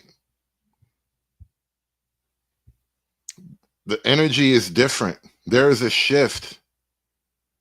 There's a noticeable trend in the air. People are tired of talking about how hard it is to be black, how hard it is to be gay, how hard it is to be a woman, how hard it is to be a foreigner, how evil the white man is. Can a nigga live? Can a nigga live? Please. Let's move on to some other upset Negroes. I want to give you some credit, Amisha, because too many times we watch cable news and we see people not being called out, and we see lies about our history being put out there, and they're not being checked.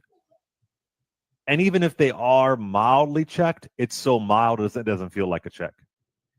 And I want to shout you out because you were on CNN talking about Trump saying that his lawyers are going to review the National Museum of African American History and Culture.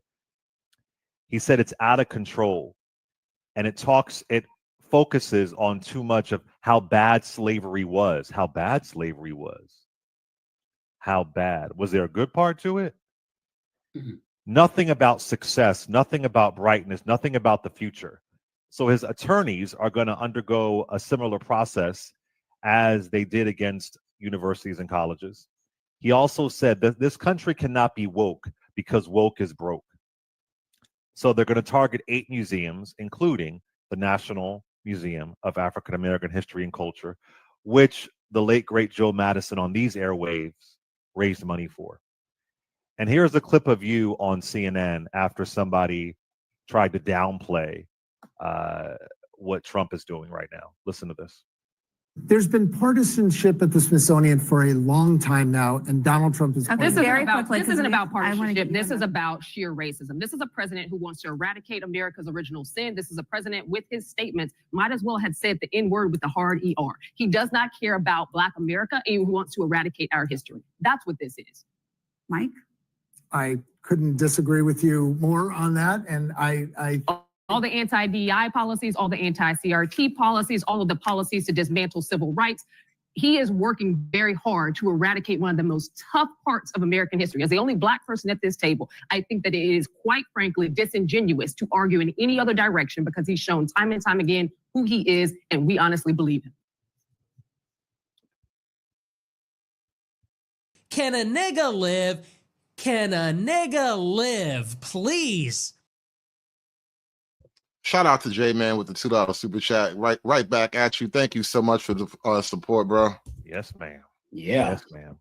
Doing a presidential check of museums is straight out of Russia, straight out of 1930s Germany. It's really disturbing, all under the lens of this patriotic education bullshit. And what really pisses me off is that I hear so many Republicans say, small government, small government, small government. How is it small government if a president of the United States is going to have his lawyers go into 8 museums and decide if it's too quote unquote woke? But Amisha, go ahead. I just appreciated you calling it out like it is. No, and it had to be because I felt like this is a moment. First and foremost, I was the only Black person on that panel. But in addition to that, this is a president who's gone out of his way to try to not only erase Black people and our successes. He wants to talk about the downtrodden, but he's also creating, through his policy actives and directives, ways that stop Black people from going to college, ways that prevent them from having access, ways that also allow for the removal of and to not ascend to the C-suite, ways that make it harder for Black people to get healthcare access. I feel like this is a president who has designed every single bit of his policy to the erasure and the harm of Black people. Meanwhile, wanting to make everyone forget that slavery ever existed. Because in his mind, for Americans to acknowledge slavery means that they have to acknowledge all of the outputs that came from it. We can't talk about slavery. You know the crazy thing about the slave narrative? And it comes off as like a type of blood libel almost, where like it's just a sin that all the people have to hold on to. But as much as we can always or rather, as much as we should never forget slavery, we're not supposed to talk about actual Black behavior. So like anytime there's a like when the Black fatigue conversation was going around, right?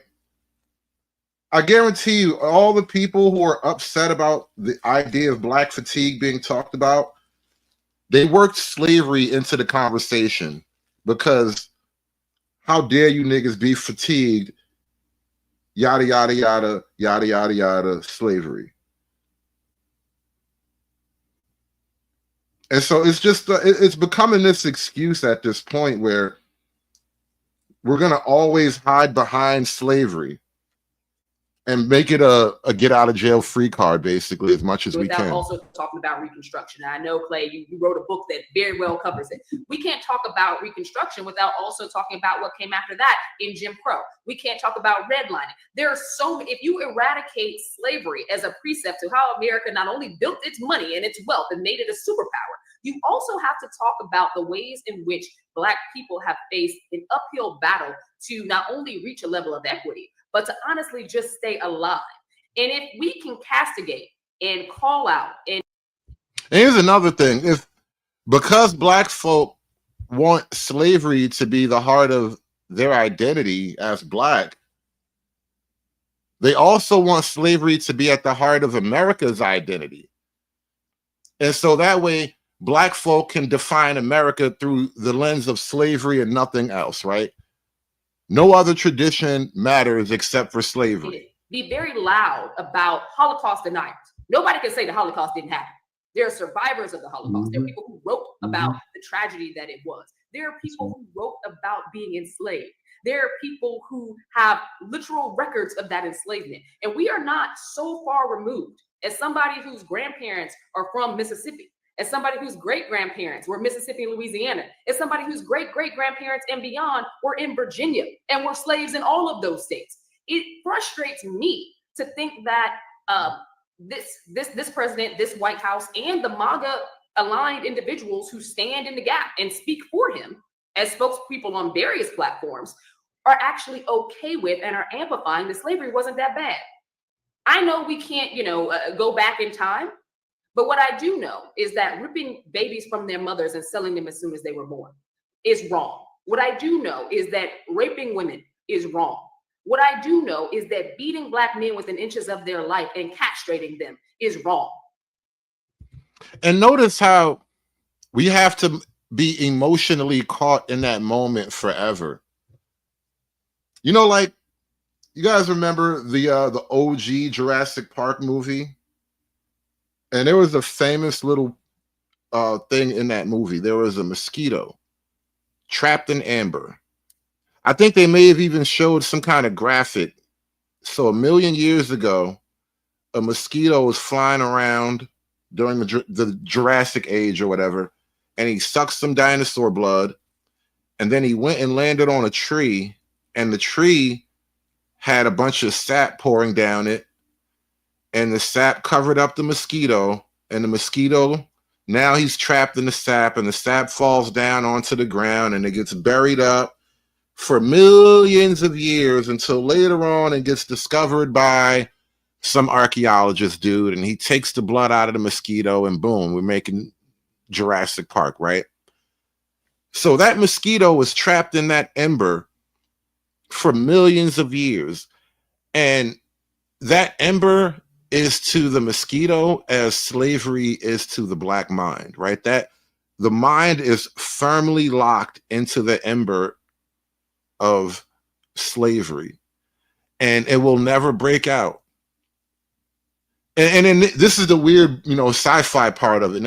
Now we can extract some of that slavery from that old mosquito and make these new Jurassic niggas that are constantly like niggas out of place in time, because it's no longer 1945. It's not 1955 anymore.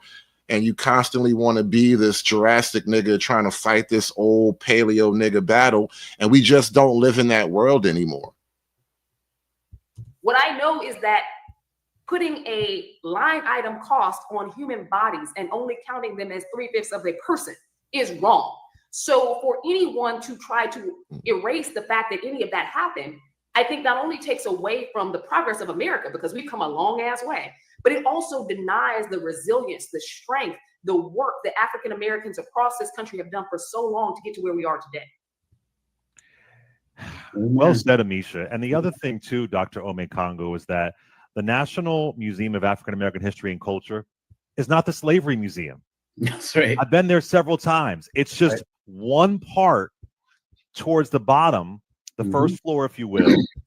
You know, I think this moment is when they really flew too close to the sun. When this image came out, this became the face of that museum. And what happened was everybody finally got an up close and personal look at how retarded the Black mental landscape had truly become.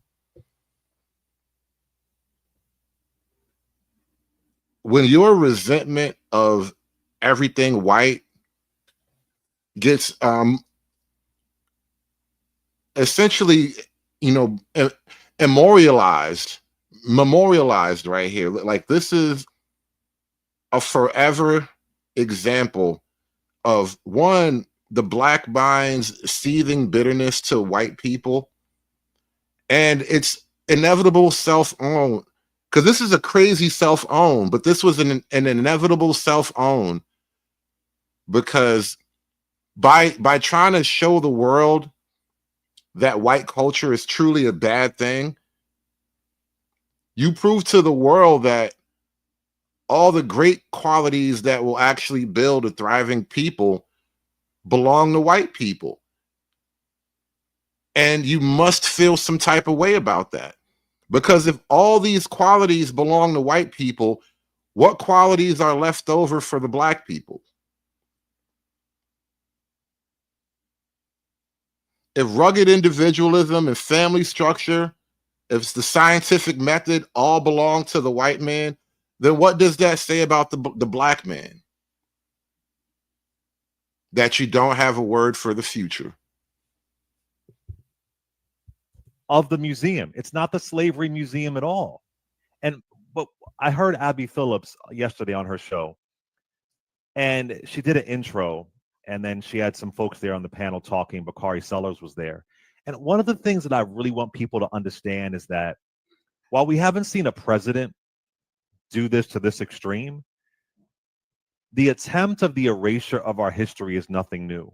The minute the Civil War ends, literally the minute the Civil War ends, there is the lost cause narrative that is being pushed out there. That, oh, slavery wasn't that bad. It wasn't that big of a deal. It wasn't that bad. There are plenty of happy people who were enslaved. There's that. Then you have the United Daughters of the Confederacy writing our textbooks. Then in the early 1900s, you have Confederate monuments being erected. Folks think those were erected after the Civil War. No, it was in the early 1900s as an intimidation act during Jim Crow. I went to Rutgers University. In 1969, there was an uprising at Rutgers University to teach Black history. There's been pushback and fighting for a very long time. Now, I'm not going to get into the deep conspiracy of it all, but the colleges have long been infiltrated. Communists love college. And they love to radicalize the angry Blacks too. It's different for the president to want to bring in his lawyers, but the intent is exactly the same. This is nothing new. Now, normally you'd see it more from, the White Citizens Council in Mississippi. You'd see it more locally in an area, but he's doing it without that title. And if they've been doing this since April of 1865, we must rewrite this history. And it's not just because of Black kids, but they don't want to make any John Browns. They don't want to create any Thaddeus Stevens. They don't want to create any Charles Sumners. There is no war to fight today. There is literally nothing for John Brown to fight for. You niggas got everything. Like, you listen, we're gonna come back to the welfare topic maybe tomorrow whenever I get around to doing another show. But yeah, we got to take a look at the welfare topic. And the welfare thing, it cuts across the board. It's not just a black thing, but niggas got just about everything white folk got. Poor white folk, poor black folk, y'all have access to all the same shit. Technically, a lot of poor black folk get a little bit more benefits because they live in the cities, and a lot of poor white folk live out away from the niggas in the cities. And so niggas get a little bit more access to the network of benefits, but you got all the same shit now. Folks are going to say, "Wait a minute, this is the real history."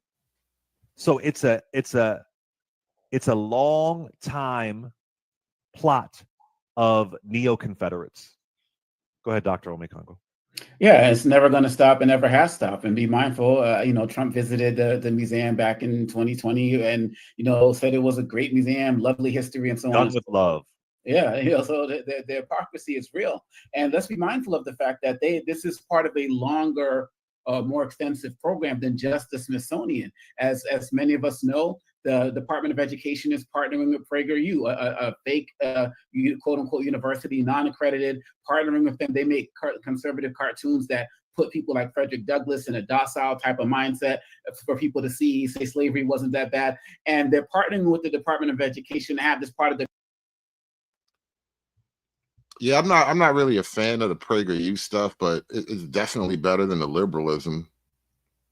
Curriculum across the country. It's going to be part of the 250-year anniversary of America's history. So they have the indoctrination game down across all age levels. And so the Smithsonian is just the latest in Target. And so no, Chuck.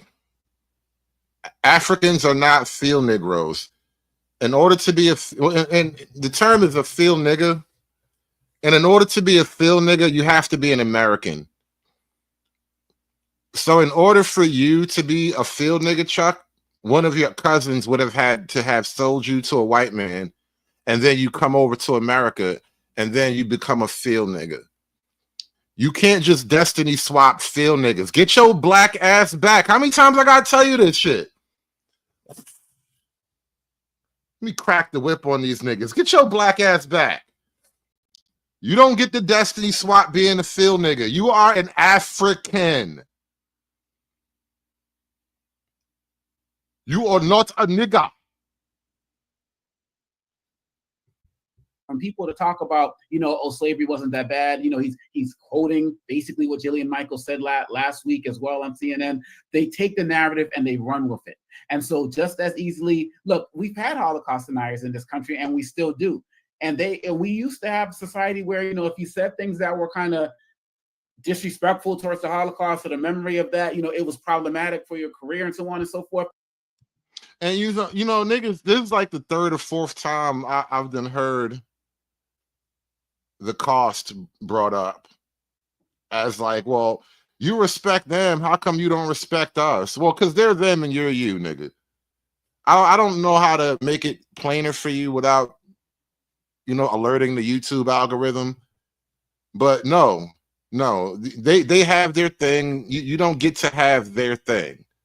You want their thing. You want your thing to be respected like their thing, but they're them and you're you. And it just is that way. There's reasons for it, but, not today. Not today. We're not going to do that today. Now these people are being propped up and platformed in many different areas. If folks can get away with that, they think it's going to be a home run to say whatever they want to say about slavery. And the fact of the matter is, because of what you said, Clay, that people of Daughters of the American Revolution, run down the list, have always fought. Well, Chuck, would it be fair to call you a Nigerian? Are your people Nigerians? Since you are the original N-word, would it be fair to call you a Nigerian?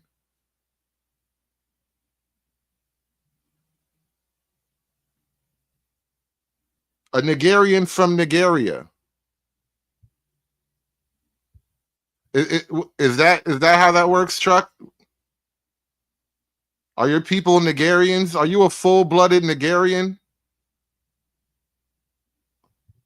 fought to keep history from being properly taught, all of us right here grew up with little history about what happened. And most of what we got about what happened during slavery, Reconstruction, we got outside of school.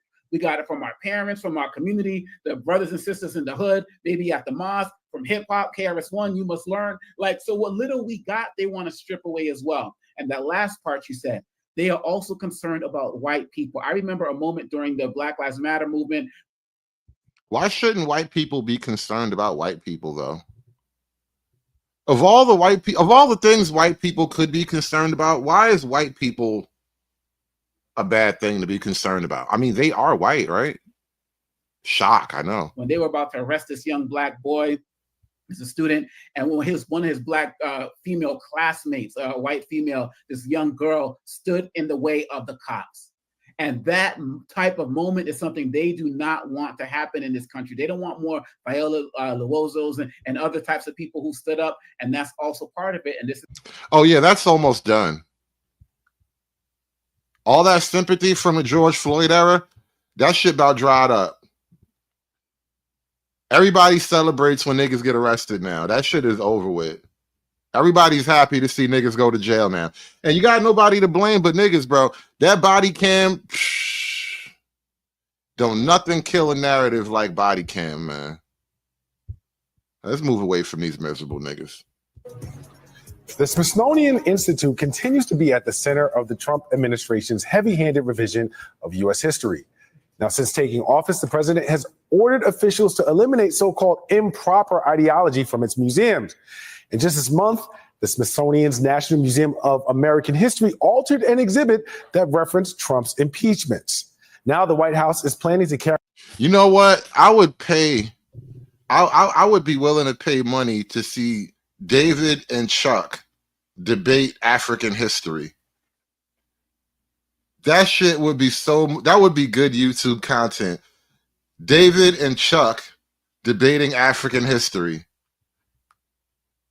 Team Nigeria versus Team Negro Empire. A battle for your black soul. Carry out an extensive review of Smithsonian exhibits and materials ahead of the United States' 250th anniversary next year, all to ensure that they align with Trump's historical vision. Historians and groups like PEN America are sounding the alarm, calling it an attempt to rewrite history and strip truth from exhibits. Here's what Trump had to say about the plans. Well, we want the museums to treat our country fairly. We want the museums to talk about the history of our country in a fair manner, not in a woke manner or in a racist manner, which is what many of them, not all of them, but many of them are doing. There you have it. Joining us now is Amara Jones. Whoa, whoa, whoa, whoa, whoa. Come on now. Come on. I thought we were a serious channel here. I thought we were serious people here. That is not a serious person. Is that a real person? That looks like some kind of Disney animatronic. You look like you were put together by Disney Imagineers.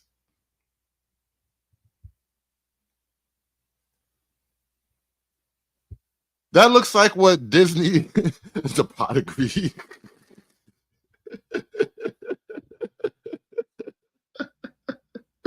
Oh, obscure Yu-Gi-Oh reference. Not everybody's gonna get it. Oh my god! But you look like you look like you were put together by Disney Imagineers, though. Like you just, oh my god! This is why Disney can't reach the young male audience right now. This is exactly why Disney can't reach the young male audience. Oh, Carmen, kind of giving T vibes. Don't you think? It's kind of giving T vibes. I mean, well, kind of. You know, if you squint just a little bit, if you put one hand over one eye, it kind of does look like a dude, right? You know, it's funny you say that, Carmen. Yeah, it's kind of giving the T vibes. Now that you mention it, wow, yeah.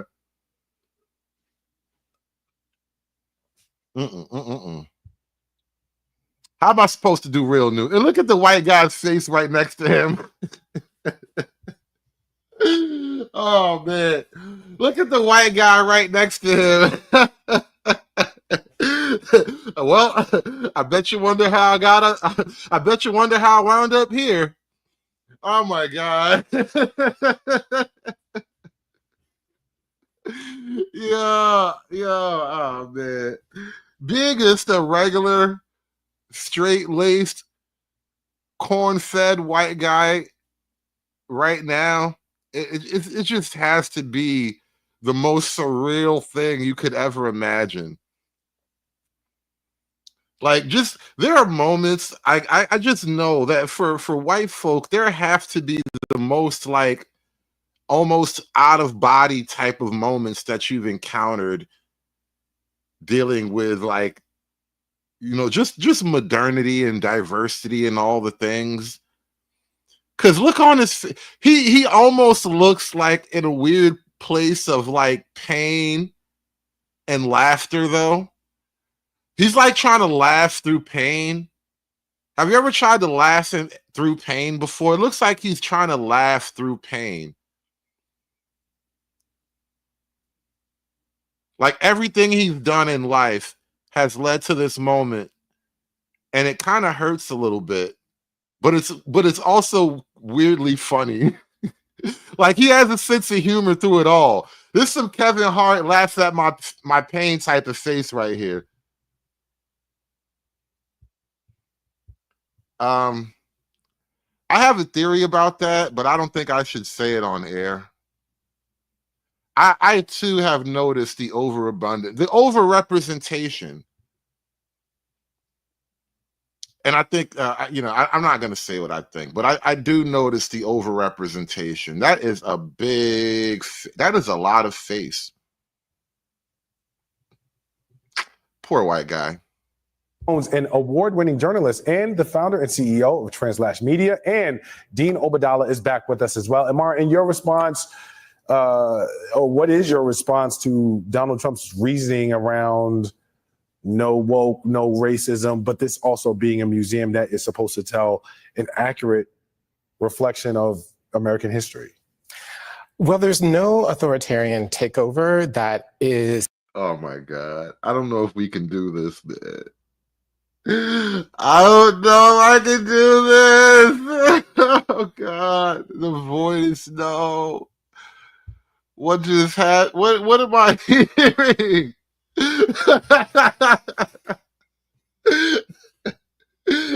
I don't know what's going on anymore.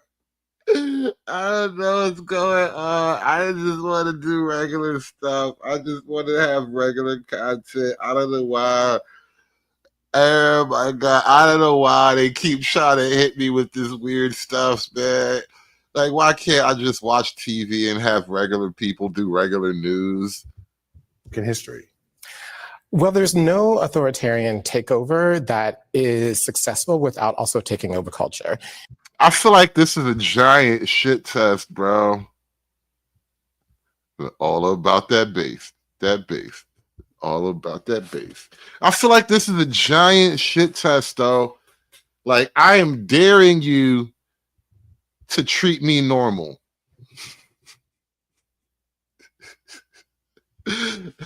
Listen. Hey, African. Be glad. That's the one thing Africans can say that they don't really have.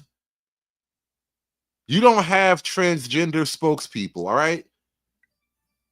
There might be that one guy in South Africa. There might be one guy like in Uganda. Shout out to Uganda Knuckles. But generally speaking, Africans don't have a transgender spokesperson. And so in that way, you guys are blessed, right? You guys are blessed in that way. We got our shit. You got your shit. But that shit is this is a giant shit test, though. You are daring me to treat this person as 100% normal. You want me to look at you and in my mind see nothing different from like a blonde-haired, blue-eyed white guy with a clean cut and a suit and a tie on. You want there to be no noticeable reaction, no difference to how I approach those two things. And I just don't know if I can do that. Because one of those things is just, you know, a regular white guy. And the other one is whatever this thing is. And I'm still unsure. That nigga gay, nigga gay, nigga gay, nigga gay, nigga gay, nigga gay. And the fact that everybody is just like totally dead real. This is like a South Park episode. I'm super serial. I do the news now. I'm totally a serial person now. You guys have to pay attention to me. Take me serial too. It's one of the reasons why Adolf Hitler was obsessed with movie making through Leni Riefenstahl. It's the reason why he planned the largest art museum in the world.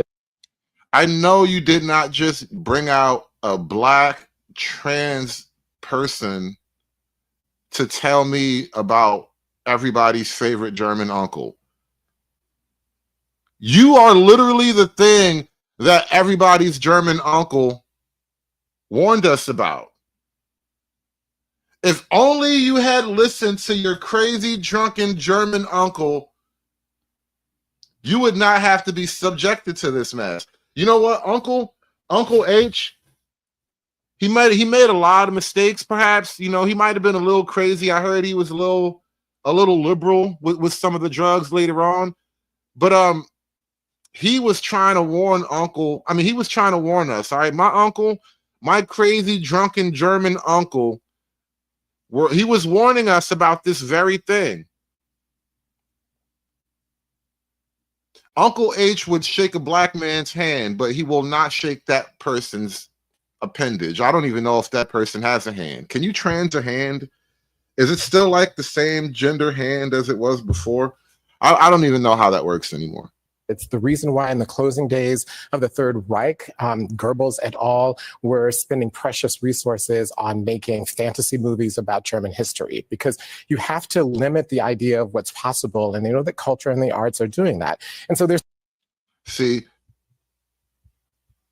people like you make me want to learn German. People like you are why Mr. O be speaking in German on my panel. I don't even be understanding half the shit he said. Mr. O is a black man from Chicago. Like, yeah, bro. I got you, bro. Yeah, I feel you, bro. Fist in the air. This is why. You are the reason why Chicago niggas are learning to speak German. Das Confuciansteinen. Saying that it's anti-woke, but it seems as if, you know, just even referencing the fact that slavery existed in the United States and that it wasn't a good thing classifies as woke. And I think that we have to just be really clear about what this is, which is about the closing down of the American mind, the closing down of American culture. And it is just what every single authoritarian regime from the beginning of time has to do, which is capture the arts and capture culture. Well, if we don't capture it, you'll capture it. I mean, who do you really want to capture the arts and culture? That guy? Oh my God, we'll have our home again. My God, we'll have our home. You want those guys to have the culture, or you want this person to have culture? I listen, if we're gonna have a culture off, I trust those guys. The culture that you want, nah, no way in hell. Davis says neither, but black folk did fine under that other culture. Black folk did all right under those guys. This new shit right here, nigga. This new shit right here, this shit here, nigga? Nah, nigga. I'm not necessarily surprised by the Trump administration wanting to do, and I completely agree with you that they do want to capture culture and reduce and close minds. I'm surprised at the institutions that are going along with this. And when you think of an institution like the Smithsonian, with all of its faults and all of its problems over the years, now at the forefront of this touch point with an administration saying, we want you to revise history on the heels of going after universities, on the heels of going after law firms. You see that and you say, why is the Smithsonian basically bending the knee to this administration? Is it because of the funding? I'm sure there are enough people out there who are willing to kind of step up and close that gap. Is it because of power? Is it because it's DC? Because it's a national institution? I don't know what it is, but I am more disappointed in them than I am in the president wanting to do this. Look, what we have now is Trump using the full force of government, using DOJ, FTC, FCC, whatever it is, to investigate those that he wants them to change their behavior to be in accordance with whatever he wants, right? So, like any other authoritarian, like any other fascist. You make such a great point. This is the exact playbook through history. So, look, they're worried about maybe being shut down or maybe having an investigation that costs them tens of millions of legal fees. But to me, I think you have to, the important thing is here, with all due respect, my friend, the important thing is looking at the big picture. This is like page after page of the tyrant playbook, the fascist playbook come to life. George Orwell has a famous line in 1984, whoever controls the past controls the future. Right. That's the point of what all of this is. In the same week with as he sits next to the gigantic transgender,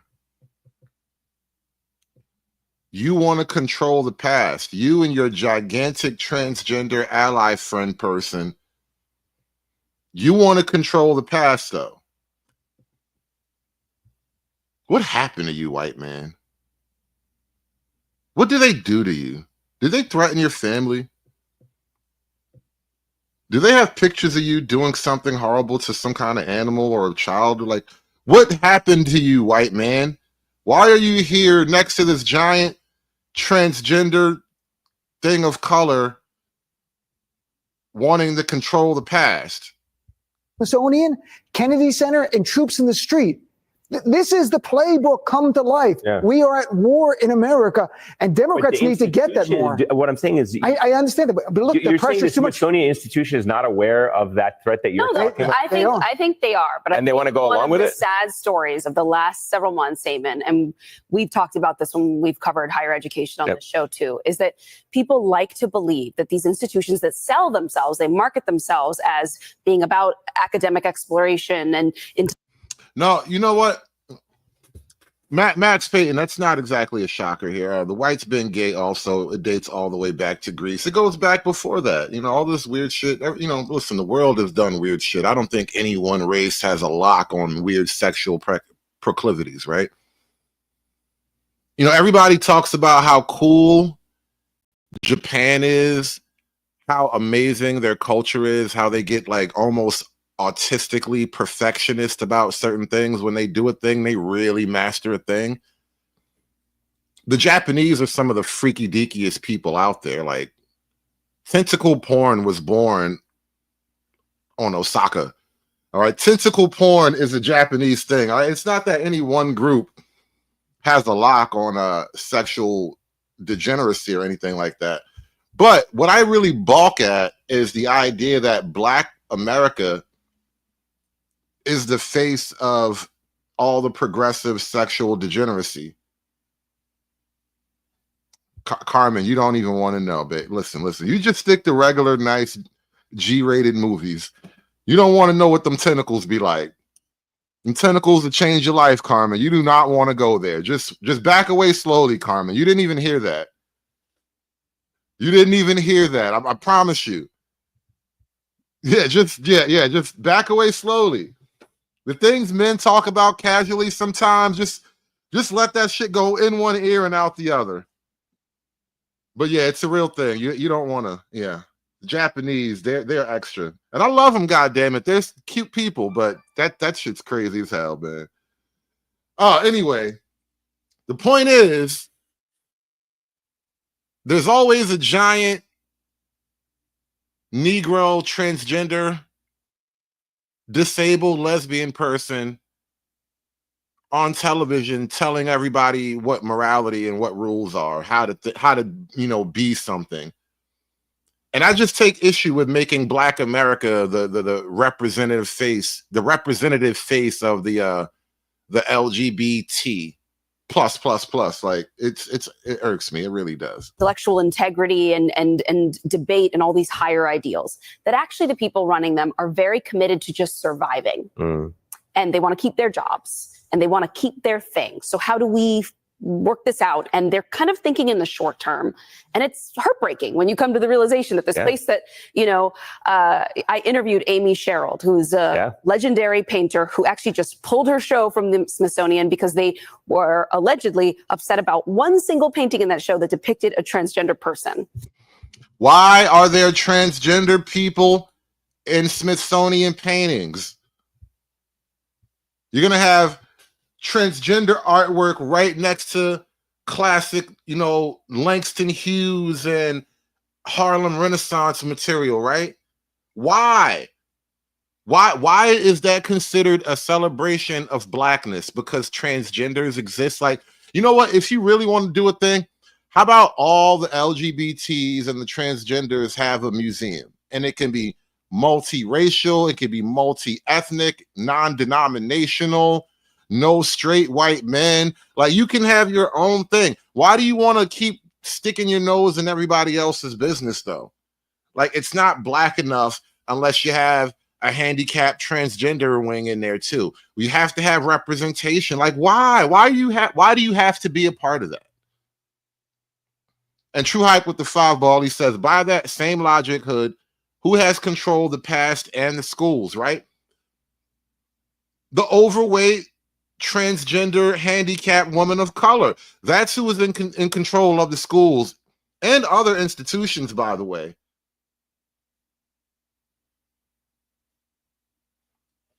Yeah, listen, you walked into the hardest part of the show. It's not my fault. It's not my fault. We're supposed to be talking about Trump attacking the woke Smithsonian, and the first thing these MSNBC niggas do is hit me with a gigantic transgender person. The homunculus transgenders of 2500 BC. This feels like that part in 300 where they let out their troll, and now all the warriors had to figure out how to fight a giant troll. That's what happened. I turned on MSNBC because they were having a conversation about Donald Trump and the Smithsonian, and these niggas unleashed the troll on me. It's not my fault. I'm just rolling with the punches. Sometimes life throws a giant POC transgender woman of color troll at you. Am I supposed to run? This is war. This is Sparta. And when I spoke to her, which is before this happened, she talked about how visiting a museum and seeing a painting completely changed the path of her career and her decision making, and it inspired her to become an artist. That's what happens to people when they go to places like the Smithsonian. And so you want to believe that the people who run these places are defending that, but the truth is they're thinking about their short-term survival. I know you have something to say about this, Samara. Just really quickly, I think that one of the things that is most heartbreaking in what you're pointing out. And yes, Dolomite, I know you were probably there, and I might have played it actually on this channel. When I was over on Night Issues and we had that whole conversation, I haven't seen 10th Man since then. I hope that nigga didn't slip and fall into a volcano. We haven't finished building it yet. I hope that nigga didn't slip and fall, because I haven't seen 10th Man since then. But that day when I played that clip for y'all where 10th Man was all, doing his thing, and I pointed out on the panel tonight-ish how Black women, they like to use the gay community as some type of allies so y'all could both team up against straight men. And that's really what's playing out right here too. The gay community and their allies teaming up against straight white men, or straight men in general. Trump is speaking up for all the straight men right now in America. Trump is speaking up for all the real niggas. He gonna die as the last real nigga. None of these niggas have motion except for me. There has to be one real nigga left in America, in this damn country. But this is that perfect example of what I was talking about on Night Issues. And it played out right on the panel where one of the girls came up and she openly said it, like, hey, 10th man, you can be the ally and say such and such and such to this nigga. And I'm like, you see, that's exactly the bullshit I be talking about. That's why I'm building a goddamn volcano. This nigga been running ever since we opened up the volcano GoFundMe. That nigga been hiding. That nigga been hiding. I have not seen that nigga ever since we opened up the volcano GoFundMe, bro. I don't know why, bro. It's gonna take a while to get this shit built. You got time. You got time, bro. We not gonna, you got at least a fortnight. You got several fortnights before we can actually construct a volcano. You know how hard it is to actually build a volcano, bro? We're doing great things over here. Gonna take a while, 10th man. You can come out your hole. That sounded so weird, didn't it? Is that actually what the last 7-8 months, whatever, have been is a stress test for the entire society. It's a stress test for the entire democracy. And I think that one of the things that is heartbreaking is that the people in places that are supposed to be guardians, it's not only people in Washington who are supposed to be guardians of democracy, are collapsing and failing, right? Because there is some idea that you only have to survive this, when this is it. This is the... A lava-proof latex bondage suit is killing me, bro. That nigga is in a Canadian bunker right now. That nigga stitching together. That nigga stitching together his final gear. These niggas will never catch me now. That's nigga a lava-proof gimp suit. The nigga 10th man in a Canadian bunker making a lava-proof gimp suit. Oh my god. Oh no. Oh man, shout out to 10th man. We done chased that nigga into hiding. Yes, if you fail this, everything fails. There is no after this. Yeah. And so I think that one of the things that is heartbreaking are all of these places that do say that they are sort of defending free expression and all the rest of it, caving left and No, not Tilk. Oh no. Why y'all doing my nigga Tilk wrong like that, bro? Nah, y'all not gonna do my nigga Tilk dirty like that. No, not Tilk. Stargate, bro. And I'm a Stargate fan, bro. I am an OG Stargate fan. I have watched damn near everything Stargate related except for that last thing about Karen in the desert. Fuck that bullshit. But I've seen all of Stargate because I'm sci-fi. I like all that outer space killing alien shit. And what that god damn it, y'all really gonna say that's Tilk, bro? You are correct, Daniel Jackson. This does appear to be Tilk. Oh Lord, Jesus Christ! Why I gotta be that? That is damn. All you need is that golden bronze tattoo thing on the forehead. This big Jaffa faced ass bitch. Oh god. Oh my god. How do you go trans Jaffa? I didn't even think you was allowed to be trans Jaffa. I don't think Apophis would let you be trans Jaffa. That's not even a thing. That little snake thing's supposed to fix your transgenderness. Like, you're not supposed to be a trans Jaffa. This is nasty, wicked, terrible work, though. I just realized what you were saying about Stargate. If somebody typed Tilk in the chat, I'm like, no, that is Tilk, bro. That is Tilk. No. No. This nigga has killed so many other Jaffa right now. He is the freedom fighter homeboy that everybody wants, bro. This is awful. This is terrible. This is what happened after they ended the series. My man can't get no work in Hollywood no more. Now he on MSNBC trying to blend in with the niggas. This is terrible work, bro. Till, look at what they massacred my boy. Look how they massacred my boy.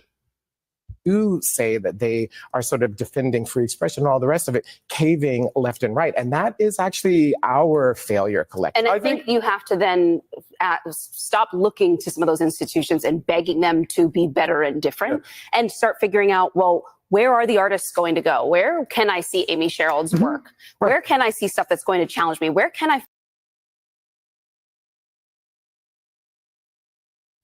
And shout out to Chuckle with the $4.99. That is actually pretty spot on. I feel like you got that for me, but you know, if you're observant enough, you can suss out these little logic details here. It's racism and misogyny for Brad to ever disagree with any transgender woman of color because patriarchy. Trans is the new black in America. Technically, gay is the new black, but gay encompasses trans, and trans kind of dominate the gay movement. So you're right, but it's not quite said like that. But yeah, you're absolutely right.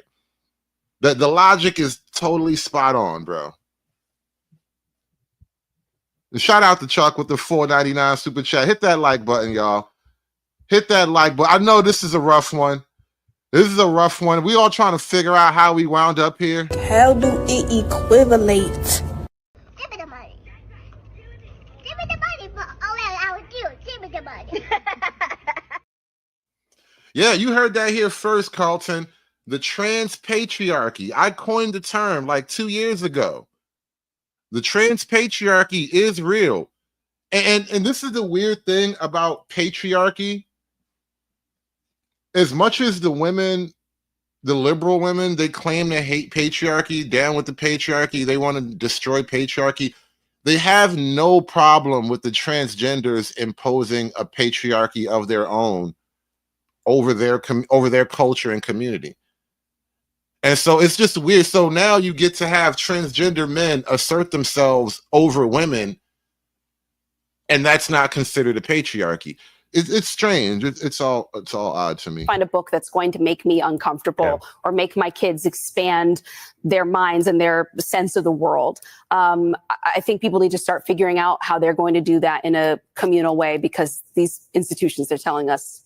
I think there are two things that come to mind. Number one, this is as loud a clarion call for the creative community to understand its power as far as its influence on culture and the way that we understand and interpret things. And sort of where you're not engaged, like this is not the space that you can afford to be apolitical. Or to sort of ride in that way, because you have so much influence, and that's evident by the way that you are being attacked, by the way that this is prioritized by this administration. So you have to get in the game if you are. And but one thing I want to say, I don't want to say in defense of these institutions, but as a thought, is that this is an unprecedented level of pressure that they have not experienced, because previously they have been able to operate in a way that allows for them to express this intellectual integrity, to express these differing ideologies, whether people agreed with them or not, because in the name of art, in the name of free speech, it's something that was protected. So for all intents and purposes, there is no playbook in terms of these institutions understanding how to respond. And if there is, Dean, you've made several historical references. What is it and how do we get it to them? Learn the code, nigga. That's how you respond. Go get a real job. Stop painting BLM in the crosswalk. Get a real job. Go work at Starbucks. Look, history tells you when faced with a fascist threat, you have two options: submit or fight. And when you submit, they still come back for you if you're in the group that their base hates, which are people in the arts, which are people in the media, which are the LGBTQ community, Muslims, immigrants, right? So fight. You might as well fight and join together. I don't mean a fist fight. I mean, together, help each other, support local artists. Like you're saying, it's not just Smithsonian, support local art shows. Because now we're going to have art at Smithsonian where instead of Washington crossing the Delaware, it's going to be Donald Trump painted on the thing there, crossing the Delaware. You're going to have. You know, and that's fine. If you can put together your own little art show where all you little communists have your transgender Statue of Liberty and Donald Trump losing some kind of Civil War battle, you can do all of that. But you can't do it with government money, because that's my money. And I don't want you to take my money and make transgender art with it. I take offense to that kind of thing. I'm just weird like that. I don't know why. the Declaration of Independence rewritten for no more John Hancock. It'll be Donald Trump's signature to make him happy. We will not have a real history of this country any longer. Well, it's not just getting rid of a certain history. It's also rewriting the history of this country. You've got Pete Hegseth, the Pentagon, planning to spend $10 million to return a Confederate monument to Arlington National Cemetery, less than 2 years after a commission recommended its removal. And it just makes you wonder what it says, that they're embracing. Yeah, those are military leaders. Those are American men. They fought and died on American soil, and now they have a statue. Like it or not, those are still Americans, bro.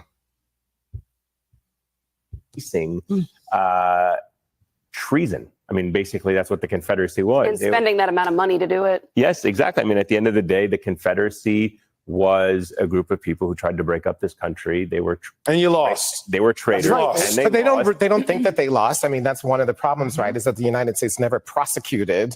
The only person ever convicted in the Confederacy of a crime was the commander of Andersonville, and none of the Confederate cabinet, for example, ever went to jail or faced consequences. But it's also the fact that all of this is also designed. You know, and Andersonville is just another one of those examples that technically everybody suffered in history. And it didn't really matter if you were black or white or whatever. Brutality is just one of those things that it escapes from the bounds of human civilization from time to time. We engage in severe, extreme acts of brutality toward one another. And it has nothing to do with, you know, what color your skin is. To send a very clear message to Donald Trump's base that it's free reign for them to be able to express themselves, either through, confronting people on the street, becoming more aggressive, becoming more violent. Like, these things aren't only about returning Confederate monuments to what some might think as their rightful place. It is also about telling people who hold those views that those views are now acceptable and green light and endorsed by the federal government. So it's turning citizens into your foot soldiers. All right. That's enough out of you. One more for the road. Hit that like button for me, y'all.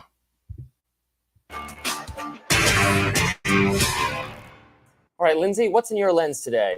We are talking more about the Smithsonian, which I know that we talked a lot about yesterday. So President Trump recently described Smithsonian museums as, quote, out of control, for emphasizing, in his view, quote, how bad slavery was. He's accused cultural institutions of rewriting our nation's history, claiming these efforts, quote, undermine America's achievements by casting our founding principles as inherently racist, sexist, oppressive, or otherwise irredeemably flawed.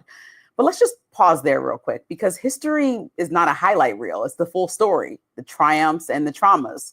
Trying to sanitize historical facts is actually anti-democratic. And here's the irony. In 2017, after visiting the National Museum of African American History and Culture, Trump had nothing but praise. Don't take my word for it, take his. It's a great honor to be here. This was some beautiful morning, and what a job they've done, like few others have been able to do. And no, he didn't stop there. Watch this. This museum is a beautiful tribute to so many American heroes. Why we have that years of work, and they're actually guided by scholars and curators who present the history that's both honest and complete. So what do you that's the point.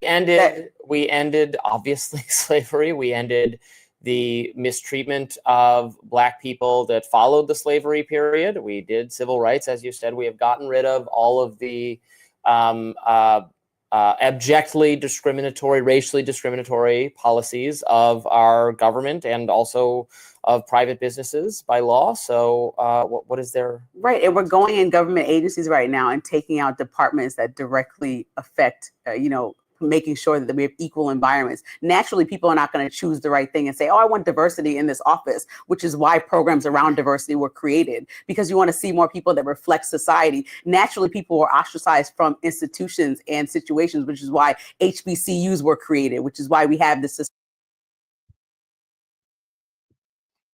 He looks like he has Negro fatigue. Let's look at his body language as she's talking about, all the DEI and diversity stuff that we have to put in. Like, that's the reason why she's here right now. If it wasn't for all that DEI stuff, she wouldn't be here. And he's just sitting there, just like radiating Negro fatigue right now. Society that was divided. We had, I mean, separatism wasn't that long ago. It's still, grew up in Long Island. It's still extremely segregated. And so we still are growing past some of our pains, which is the country we aim to be, the country we strive to be in our Constitution is somewhere where everyone's treated equally, but there's still multiple ways where people aren't. I mean, my parents tried to get a loan for their house and were denied by multiple banks. I'm not sure what your parents' experience were, but simply they couldn't fathom anything else besides they were two people of color because they had incomes, jobs. I mean, they broke the story down to me. So that was not that long ago. That's so illegal. What I'm saying is, but that's illegal now. But it happens often. Trump discriminated. It does look like he has a strong Negro shield activated. Like, all of your black babble doesn't bother me. All of your black babble just bounces off of my Negro shield deflectors. In his housing practices, it happens often and in our lifetime, which is what I'm saying. We need to rectify this, and we need a president that understands that we still have many ways that we need to rectify this. My friend, Steven Pinker, who's a professor of at Harvard University, writes a lot of great books, said recently, I thought this was a great line, that, well, I support diversity, equity, and inclusion, but much like the Holy Roman Empire that was neither holy nor Roman nor an empire, it involves neither diversity, equity, or inclusion, as instead just a kind of thought police to punish people who disagree with you, particularly in the academic context. In the business context, in the educational context, I usually see it as seminars that have a political agenda. It's not about making, of course, we all want diversity. We want more people to feel included. It's about having fewer people feel included in practice, and about just doing discriminatory, exactly what you're complaining about, discriminatory hiring and admissions processes. You know the problem that diversity presents, the way the left talks about it? There is no burden that is put on the so-called diverse people. And so because the diverse people don't actually have an expected burden to carry, diversity in and of itself becomes a burden to the host population who has to now diversify, right? So, like, none of the diversity people have to, like, conform to the culture.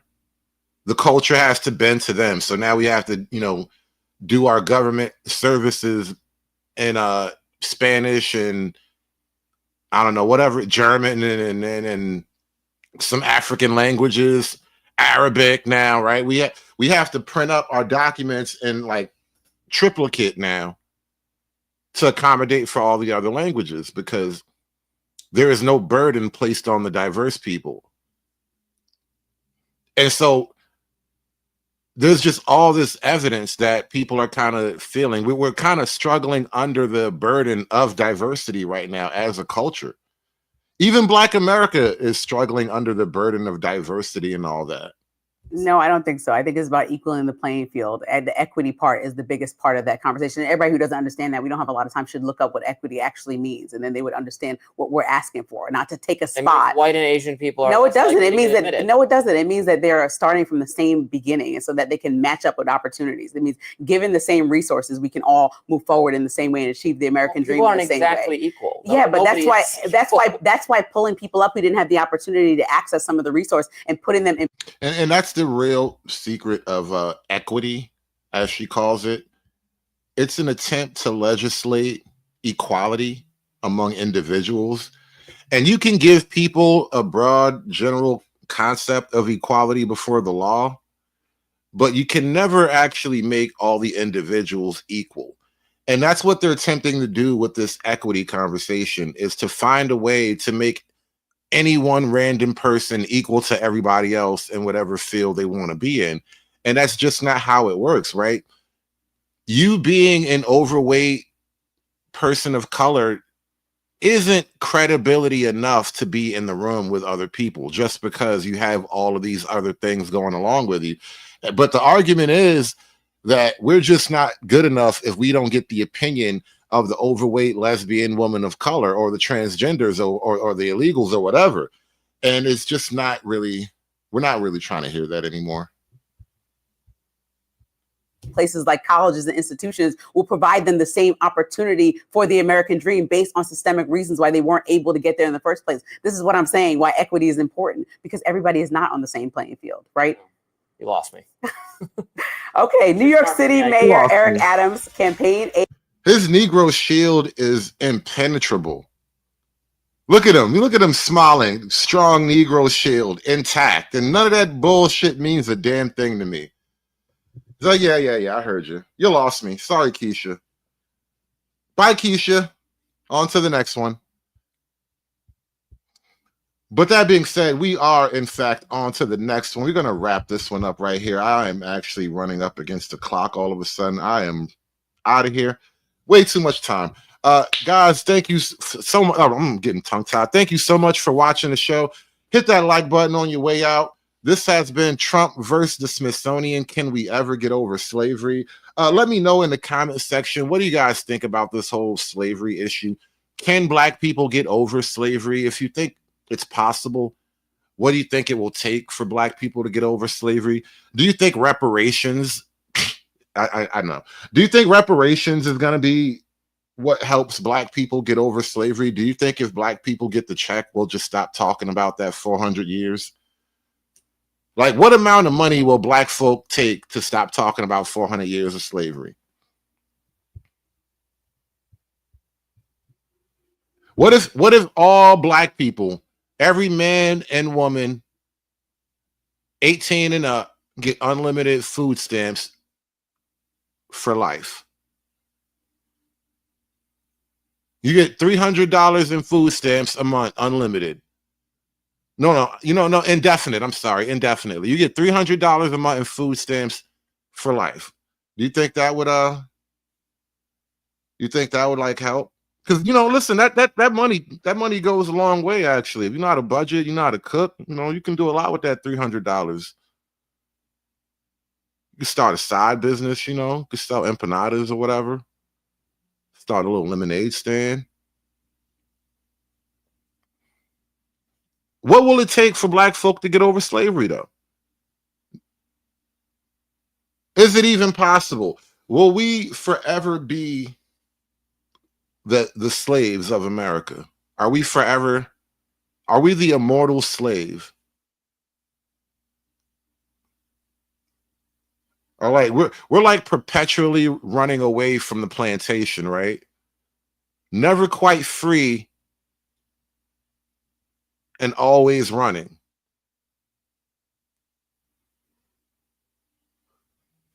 Anyway, that's been enough thinking for one day. I think I've had enough to think for one day. You guys have a good day. We're out of here.